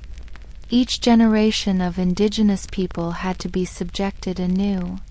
The violence wasn't a phase of conquest, but a permanent feature of the system. Language itself became a tool of conquest and concealment. Conquistadors developed euphemisms for their crimes. Reduction for forced relocation, congregation for concentration camps, protection for servitude. This linguistic violence allowed them to describe horror in bureaucratic terms, to hide atrocity behind administrative language. The transportation networks established by conquistadors, roads, ports, supply lines, were designed to extract wealth and move human cargo. Indigenous women were forced to work as carriers on these routes, vulnerable to abuse at every stop. The infrastructure of colonialism was built on and for exploitation. International observers, when they existed, were often appalled. Dutch and English pirates who attacked Spanish ships sometimes freed indigenous captives, though usually for pragmatic rather than humanitarian reasons. Their accounts provide external perspective on conquistador behavior, confirming the worst reports from Spanish critics. The decline of indigenous populations created labor shortages that conquistadors filled through increasingly desperate means. Raids reached deeper into unconquered territories. Women were taken from groups that had previously negotiated treaties. The spiral of violence accelerated as traditional exploitation became insufficient. Conquistadors who returned to Spain often found themselves unable to readjust. They had become accustomed to absolute power, to taking whatever they wanted. Spanish society, with its laws and constraints, felt suffocating. Many returned to the Americas, addicted to the freedom to commit atrocities without consequence. The archives of the Spanish Inquisition contain testimonies about conquistadors investigated for heresy or witchcraft. Often these investigations revealed sexual crimes as well. Conquistadors who had gone too native, who had participated in indigenous rituals, who had crossed even the broad boundaries of colonial acceptance. Their trials provide glimpses into behaviors that normal documentation concealed. As we prepare to transition from the broad patterns of conquistador exploitation to the specific contrasts of colonial hierarchy, we might pause to consider the sheer scale of what occurred. Millions of indigenous women suffered under conquistador rule. Each statistic represents individual trauma, family destruction, cultural devastation. The conquistadors didn't just conquer territories, they conquered bodies, spirits, futures. They created systems of exploitation that would persist for centuries, patterns of abuse that would echo through generations. Their names are remembered in cities and streets, their statues stand in plazas, their myths persist in popular culture. But the truth of who they were and what they did lies buried in archives, in indigenous memories, in the very landscape they transformed. The age of discovery was also an age of destruction. The conquistadors who carried Spanish banners into the Americas carried also their appetites, their violence, their complete disregard for indigenous humanity. They were not heroes or villains in any simple sense, but men given power without restraint, and they used that power in the worst possible ways. As night deepens and we drift toward our final segment, we leave behind the conquistadors but not their legacy. For the systems they established, the hierarchies they created, the patterns of exploitation they normalized would define colonial society for centuries to come. The contrast between those who commanded and those who suffered, between the Admiral's cabin and the cargo hold, would become the defining feature of the new world they had created through violence. Picture two scenes unfolding simultaneously aboard a Spanish galleon in the year 1571, somewhere in the Pacific between Manila and Acapulco. In the great cabin at the stern, an admiral dines on fresh meat, drinks aged wine from crystal goblets, while a young Filipino woman, captured in a raid weeks earlier, stands silently in the corner, waiting to serve his other appetites. 5 decks below, in the suffocating darkness of the hold, 200 common sailors share their space with rats and bilge water, taking turns with a Taino woman who has learned that compliance means an extra ration of water. The rigid hierarchy of maritime life during the Age of Discovery created parallel worlds existing within the same wooden walls. Rank didn't just determine pay or duties, it determined access to food, air, light, and human beings. The higher ones stood in the ship's hierarchy, the greater ones access to comfort and cruelty. The Admiral's cabin was a universe apart from the rest of the ship, often spanning the entire width of the stern, with windows providing light and air. It might contain 20 times the space allocated to a common sailor. Here were real beds, not hammocks, chairs and tables, not rough planks, charts and books, not darkness and ignorance. And here, too, were private spaces where the worst appetites could be indulged without witness. Admiral Don Alvaro de Mendana, who led expeditions to the Solomon Islands, left behind inventories that reveal the luxury of command. His cabin contained silk sheets, silver plate, multiple changes of clothing, personal servants, and a library. But euphemistically listed among his personal effects were interpreters and guides, always young, always female, always replaced at each port. The captain's privilege extended beyond his own cabin. He controlled the distribution of everything aboard ship: food, water, punishment, and people. This absolute power created opportunities for exploitation that many found irresistible. Captain Juan de la Cosa, who sailed with Columbus, established what he called Admiral's privilege, the right to first choice of any captives taken. Officers occupied a middle realm, neither the luxury of the admiral nor the squalor of the hold. Lieutenants, masters, and pilots might share cabins, enjoying privacy unknown to common sailors. They had access to better food, cleaner water, and when the ship took captives or visited ports, second choice after their superiors. Their corruption was retail where the admiral's was wholesale. The surgeon's cabin held particular horrors. Here, medical examinations provided cover for abuse. Ship's surgeon Pedro de Valencia, whose journal survives in the archive of Simancas, describes examining female captives for disease in ways that had nothing to do with medicine. His position gave him unsupervised access to vulnerable women under the pretense of health care. The priest's quarters, when a ship carried clergy, should have been a place of sanctuary. Instead, they often became centers of exploitation. Father Diego de Hito, sailing with the treasure fleet in 1587, was found to have been keeping indigenous girls in his cabin, claiming he was providing religious instruction. His superiors, dependent on naval protection, looked the other way. Down in the crew quarters, life was governed by different rules. Here, privacy was non-existent, violence was currency, and access to women was determined by strength and cunning. Common sailors formed complex hierarchies within their shared misery. The strongest took what they wanted, the weak survived however they could. The practice of shares extended beyond treasure to human beings.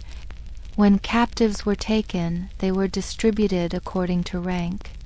An admiral might claim 10 shares, a captain 5, an officer 2, a common sailor 1.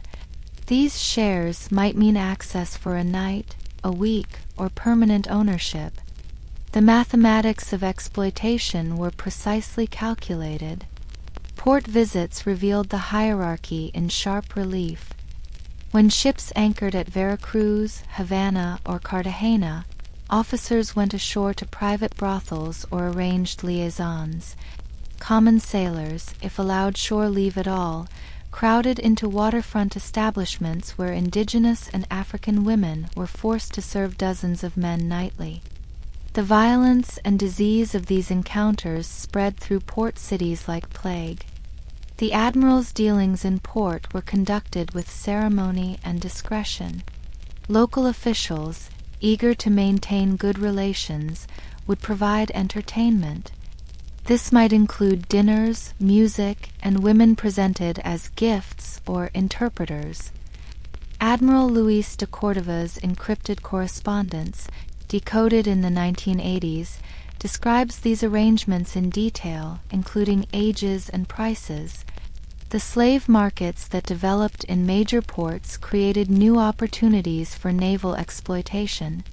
Officers would use their positions to acquire women before official sales. They would claim inspection rights that were simply opportunities for abuse. The naval base at Cartagena became notorious for the preview nights before slave auctions. Common sailors, paid poorly and irregularly, often couldn't afford to purchase human beings outright. Instead, they participated in group purchases, sharing ownership and access. These arrangements led to particular brutalities as women became communal property, subjected to the appetites of multiple owners. The treasure fleets that sailed between Spain and the Americas carried not just gold and silver, but human cargo subjected to different treatment based on the purchaser's rank. In the Admiral's cabin, enslaved women might be dressed in silk and taught Spanish. In the hold, they were treated as disposable commodities replaced at each port. Disease moved differently through the ship's hierarchy.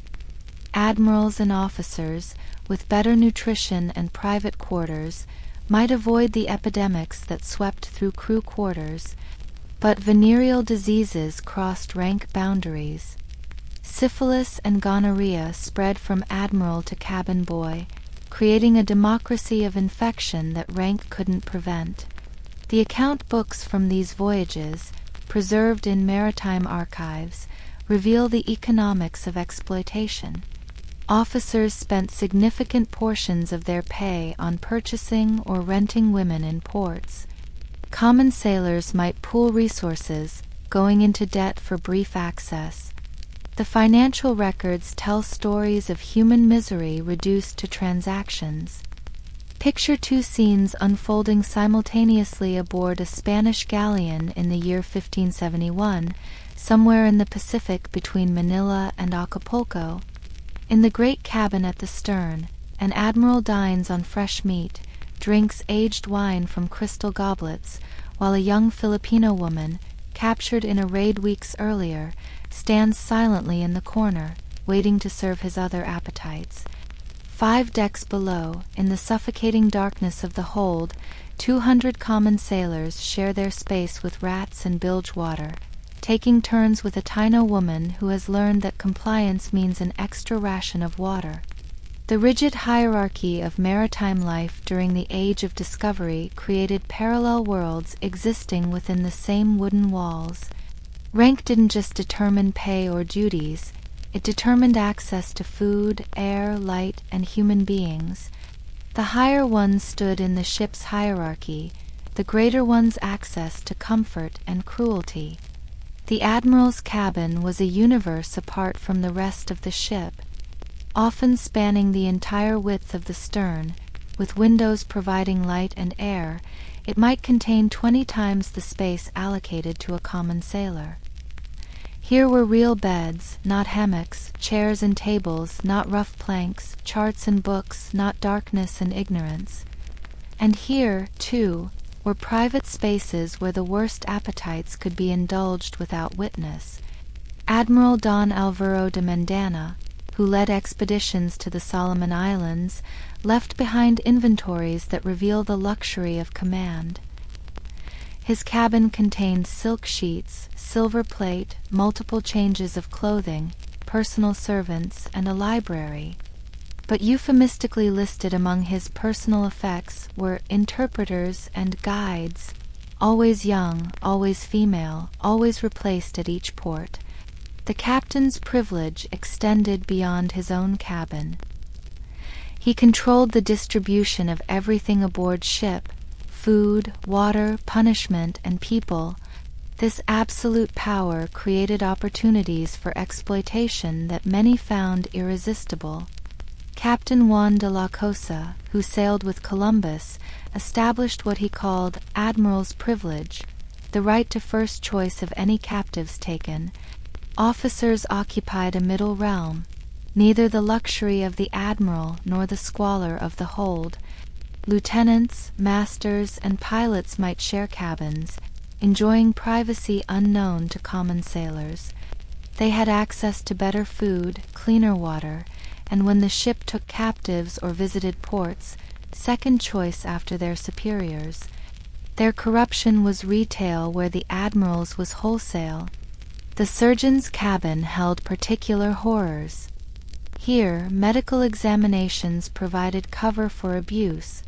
Ship's surgeon Pedro de Valencia, whose journal survives in the archive of Simancas, describes examining female captives for disease in ways that had nothing to do with medicine. His position gave him unsupervised access to vulnerable women under the pretense of health care. The priest's quarters, when a ship carried clergy, should have been a place of sanctuary. Instead, they often became centers of exploitation. Father Diego de Hito, sailing with the treasure fleet in 1587, was found to have been keeping indigenous girls in his cabin, claiming he was providing religious instruction. His superiors, dependent on naval protection, looked the other way. Down in the crew quarters, life was governed by different rules. Here, privacy was non-existent, violence was currency, and access to women was determined by strength and cunning. Common sailors formed complex hierarchies within their shared misery. The strongest took what they wanted, the weak survived however they could. The practice of shares extended beyond treasure to human beings. When captives were taken, they were distributed according to rank. An admiral might claim 10 shares, a captain 5, an officer 2, a common sailor 1. These shares might mean access for a night, a week, or permanent ownership. The mathematics of exploitation were precisely calculated. Port visits revealed the hierarchy in sharp relief. When ships anchored at Veracruz, Havana, or Cartagena, officers went ashore to private brothels or arranged liaisons. Common sailors, if allowed shore leave at all, crowded into waterfront establishments where indigenous and African women were forced to serve dozens of men nightly. The violence and disease of these encounters spread through port cities like plague. The admiral's dealings in port were conducted with ceremony and discretion. Local officials, eager to maintain good relations, would provide entertainment. This might include dinners, music, and women presented as gifts or interpreters. Admiral Luis de Cordova's encrypted correspondence, decoded in the 1980s, describes these arrangements in detail, including ages and prices. The slave markets that developed in major ports created new opportunities for naval exploitation. Officers would use their positions to acquire women before official sales. They would claim inspection rights that were simply opportunities for abuse. The naval base at Cartagena became notorious for the preview nights before slave auctions. Common sailors, paid poorly and irregularly, often couldn't afford to purchase human beings outright. Instead, they participated in group purchases, sharing ownership and access. These arrangements led to particular brutalities as women became communal property, subjected to the appetites of multiple owners. The treasure fleets that sailed between Spain and the Americas carried not just gold and silver, but human cargo subjected to different treatment based on the purchaser's rank. In the admiral's cabin, enslaved women might be dressed in silk and taught Spanish. In the hold, they were treated as disposable commodities replaced at each port. Disease moved differently through the ship's hierarchy.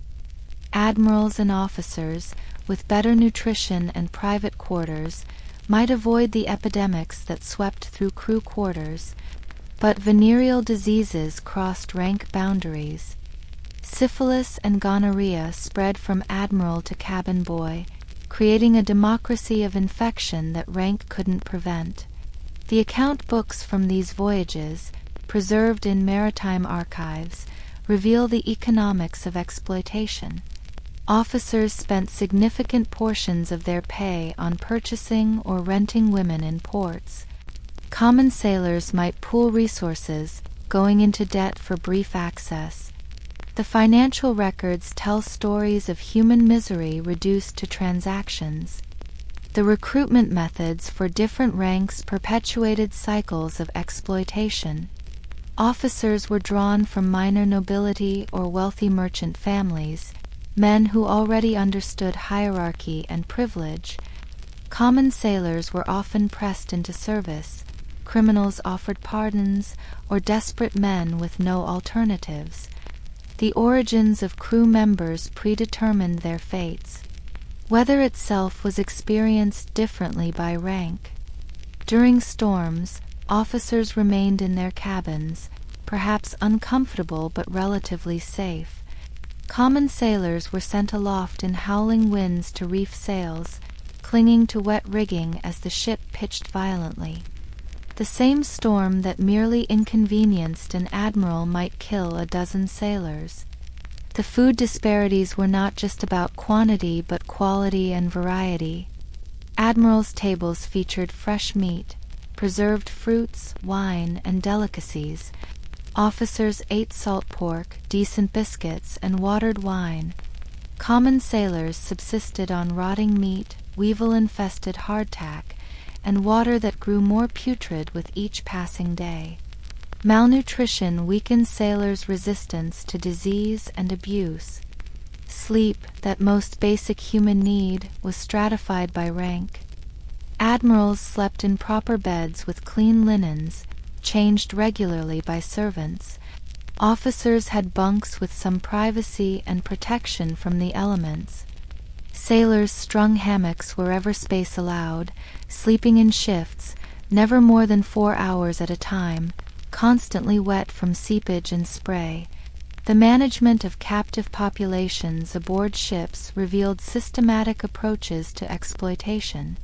Officers developed best practices that were shared among themselves.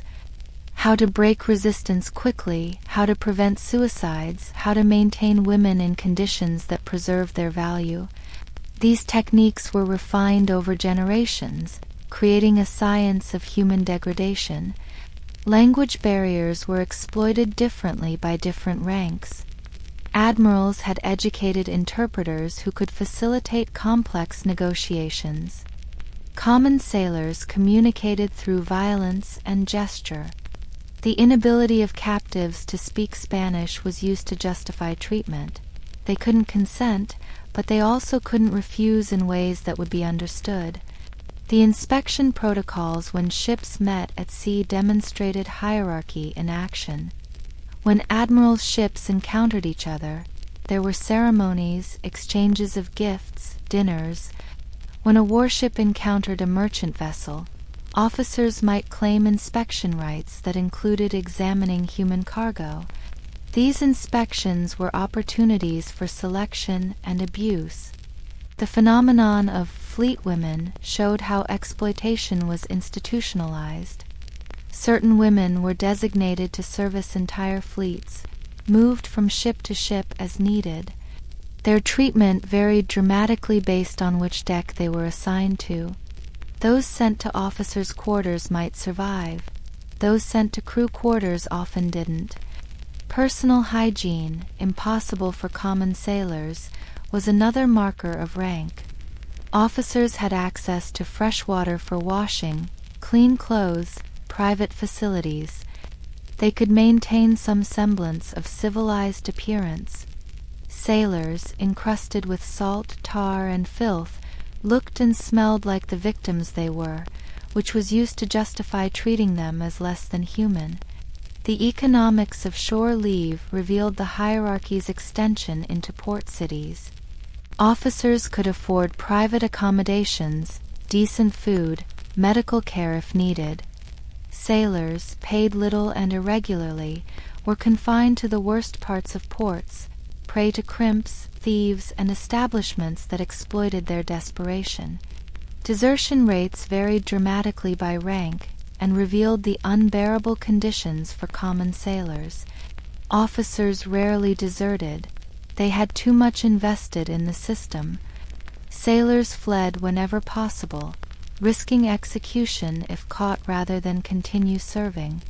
Entire crews sometimes disappeared in ports, melting into populations where they might find work that, however hard, was better than ship life. The treatment of illness showed ranks' privileges starkly. When Admiral Pascual Cervera fell ill, ships would divert to find suitable medical care. When sailors sickened, they were often simply discharged at the next port, left to die or survive on their own. The ship's investment in human life was directly proportional to rank. Literacy created another divide. Officers could read and write, maintaining journals, sending letters, creating the historical record. Most sailors were illiterate, their experiences recorded only when they intersected with authority. The stories that survive are overwhelmingly those of the powerful, the voices of common sailors largely lost. The use of indigenous navigators and pilots created complex hierarchical situations. These men possessed essential knowledge but occupied ambiguous positions. They might eat with officers but sleep with crew. They had authority in navigation but no protection from abuse. Their expertise was exploited while their humanity was denied. Mutinies, when they occurred, revealed the breaking points of hierarchy. The records of failed mutinies, and most failed, show common sailors driven beyond endurance. The punishments for mutiny were spectacular in their cruelty, designed to reinforce hierarchy through terror. Entire crews would be forced to watch as rebels were tortured and executed. The pension system, such as it existed, perpetuated inequality beyond active service. Officers who survived might retire with grants of land or positions in colonial administration. Common sailors, if they survived and weren't abandoned in some foreign port, might receive a pittance that condemned them to poverty. The system ensured that ranks' privileges extended unto death. The role of merchants and traders who operated around fleets created additional layers of exploitation. They sold to officers at one price, to sailors at another. They provided credit at usurious rates. They operated floating brothels that followed fleets, with different women and prices for different ranks. The evolution of uniforms and insignia made hierarchy visible and inescapable. Every piece of clothing, every decoration, announced position and privilege.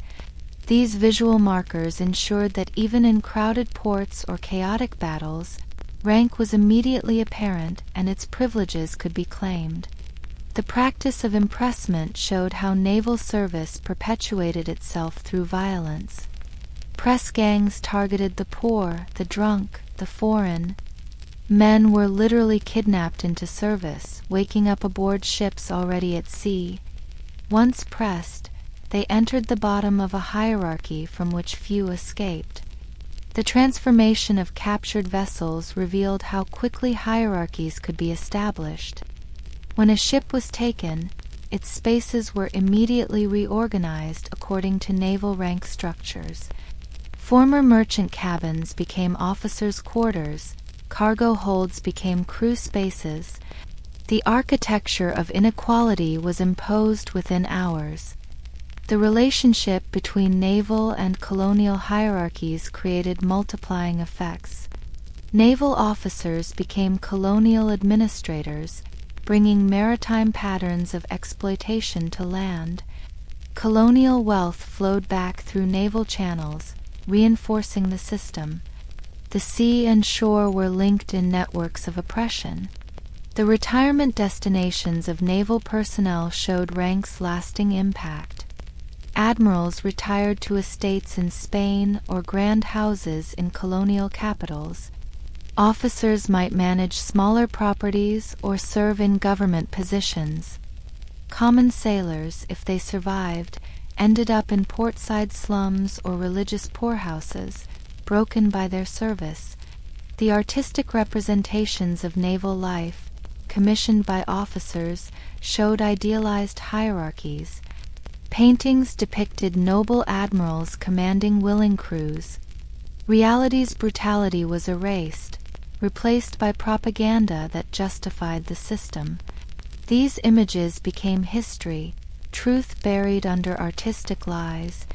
The development of naval traditions encoded hierarchy into ritual.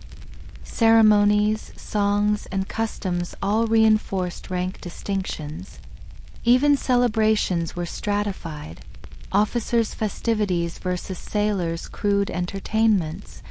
Joy itself was distributed unequally. The impact on families revealed hierarchies reach beyond ships. Officers' families lived in comfort funded by exploitation. Sailors' families suffered poverty and absence. The wives and children of pressed men might never know what happened to their husbands and fathers.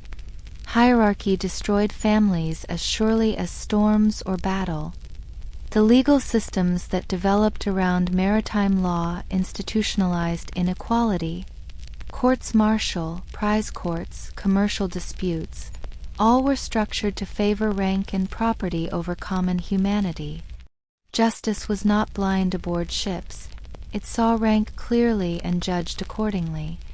As steam power began to replace sails and the age of discovery gave way to industrial imperialism, these hierarchies didn't disappear but evolved. The admiral's cabin and the cargo hold remained, separated perhaps by steel instead of wood, but the distance between them unchanged. The powerful continued to indulge their appetites while the powerless suffered in darkness. The records of the Age of Discovery, when read with attention to these hierarchies, reveal not adventure but systematic oppression. Every voyage carried these parallel worlds: luxury and misery, power and powerlessness, perpetrators and victims. The ships were floating monuments to inequality, wooden worlds where rank determined everything from food to freedom. These hierarchies weren't aberrations, but the system working as designed. The exploitation, the abuse, the stark contrasts between decks, all were features, not bugs. The Age of Discovery required men willing to cross oceans and commit atrocities. The naval hierarchy ensured they would be created, sorted by rank, and rewarded or punished accordingly. The legacy of these maritime hierarchies extends far beyond the age of sail. The patterns established on these ships, the assumption that rank justifies privilege, that power includes access to bodies, that those below exist to serve those above. These patterns shaped colonial societies, influenced industrial relations, and echo still in modern inequalities. As we prepare to conclude our long journey through this dark chapter of human history, we might reflect on the thousands of ships that crossed oceans during the Age of Discovery. Each one a floating hierarchy, a wooden world of parallel experiences. In the admiral's cabin, power and privilege. In the cargo hold, suffering and survival. Between them, the vast gulf that rank created and brutality maintained. The true perversion of the Age of Discovery was not just individual depravity but systemic exploitation. Not just that powerful men abused their positions, but that the system was designed to enable and reward such abuse. The admiral's cabin and the cargo hold were not accidentally different. They were deliberately opposed, two sides of the same corrupt coin. And so, dear listener, we reach the end of our long journey through one of history's darkest chapters. For hours we've spent together, drifting through the wooden hulls of ships that sailed beyond the edge of maps, walking the blood-stained streets of colonial settlements, standing witness to systematic cruelties that shaped our modern world. We began in the suffocating darkness below deck, where common sailors existed in conditions that would break most modern minds. We saw how isolation and desperation transformed ordinary men into something else, something capable of atrocities they could never have imagined when they first stepped aboard those creaking vessels. We examined the carefully constructed mythology of Christopher Columbus, peeling back layers of deliberate deception to reveal a man whose true legacy was written in suffering.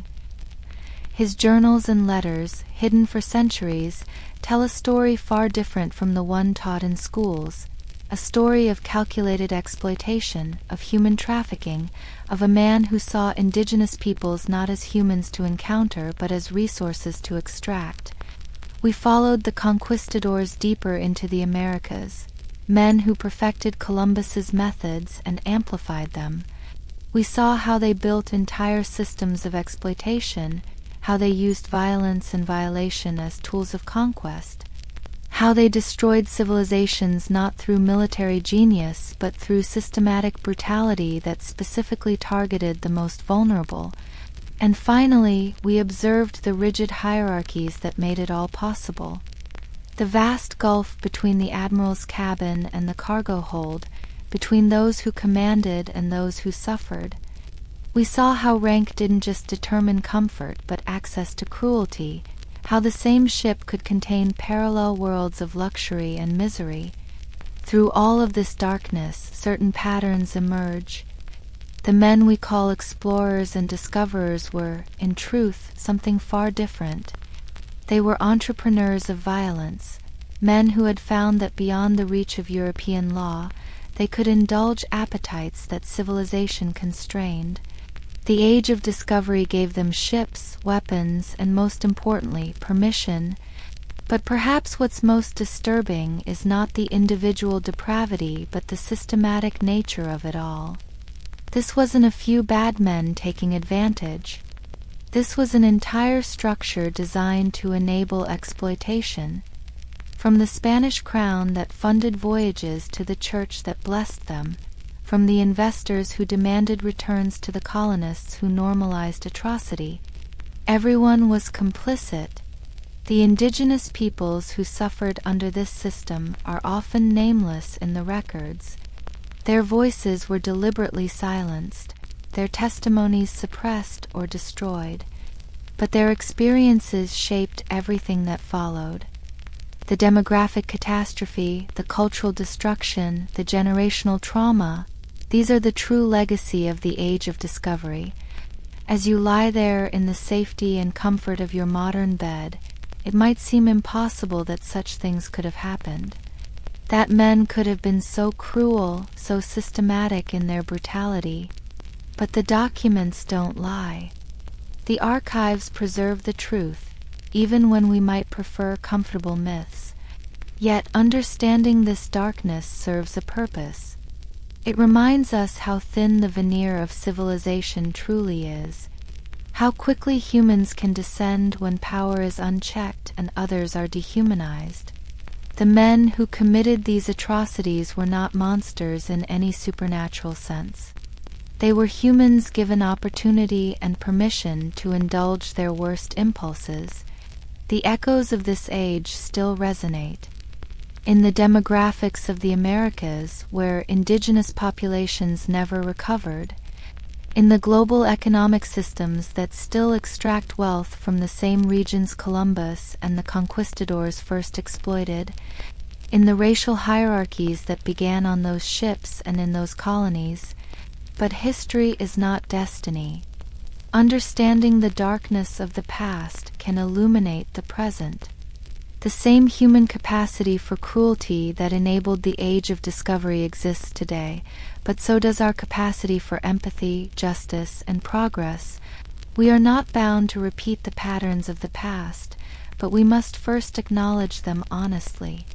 As the night deepens around you, as your breathing slows and your mind begins to drift, you might reflect on how different your world is from the one we've explored tonight. You sleep in safety, with rights and protections those sailors and indigenous peoples could never have imagined. The darkness we've discussed is history, not your present reality. the ocean still remembers everything. In its depths lie the bones of ships and the echoes of screams. The routes traced by those voyages are now traveled by cruise ships and cargo vessels, their passengers and crews unaware of the horrors that preceded them. The sea keeps its secrets, but sometimes on quiet nights like this, it whispers them to those who listen. Tomorrow you'll wake to a world shaped by the events we've discussed but not defined by them. The sun will rise on cities built where indigenous communities once thrived, on ports that once saw slave ships arrive, on oceans that carried both explorers and their victims. But it will also rise on a world that has, however imperfectly, tried to learn from its darkest chapters. The men we've discussed tonight, Columbus, Cortez, Pizarro, and countless others whose names history has thankfully forgotten, they believed they were writing themselves into glory. They thought their names would be remembered with honor. Instead, we remember them tonight as warnings, as examples of what humans become when power corrupts absolutely. But now it's time to let these dark histories fade back into the past where they belong. You've traveled with me through some of humanity's worst moments, and that journey is complete. The wooden ships have rotted away. The conquistadors are dust. The Admiral's cabins and cargo holds exist now only in archives and memories. What remains is the lesson, should we choose to learn it, that discovery and exploration, conquest and colonization, were never neutral acts. They were human choices with human consequences. And those consequences rippled through centuries to create the world we inhabit today. As your eyes grow heavy and your mind begins to release the images we've conjured, remember that you live in a time when these stories can be told honestly, when the voices of the victims can finally be heard, when the myths can be challenged and the truth, however uncomfortable, can be spoken. The age we've explored tonight was one of profound darkness. But you, dear listener, live in an age where that darkness can be examined, understood, and learned from, where the descendants of both perpetrators and victims can work towards something better, where the patterns of the past need not determine the shape of the future. Let the gentle sounds of your modern world replace the creaking of wooden ships. Let the safety of your room dissolve the images of colonial violence. Let the comfort of your bed ease away the discomfort of historical truth. You've spent 4 hours in the past, but you belong to the present and soon to the peaceful realm of sleep. The explorers of the age of discovery thought they were finding new worlds. In truth, they were revealing the darkest capabilities of the old one. But that age has passed. Those men are gone. Their victims have found whatever peace the universe provides. And you, having witnessed their stories, can now let them go. Close your eyes. Let your breathing deepen. The horrors of history cannot touch you here. You are safe, you are comfortable, you are drifting toward dreams that will be far gentler than the realities we've explored. The past is past. The night is yours. And sleep, when it comes, will be peaceful and unmarred by the darkness we've left behind. Thank you for joining me on this difficult journey through one of history's most troubling chapters. May your dreams be quiet ones, and may you wake refreshed, carrying perhaps a deeper understanding of how we came to be where we are, but unburdened by the weight of what came before. Rest well, dear listener. Rest well.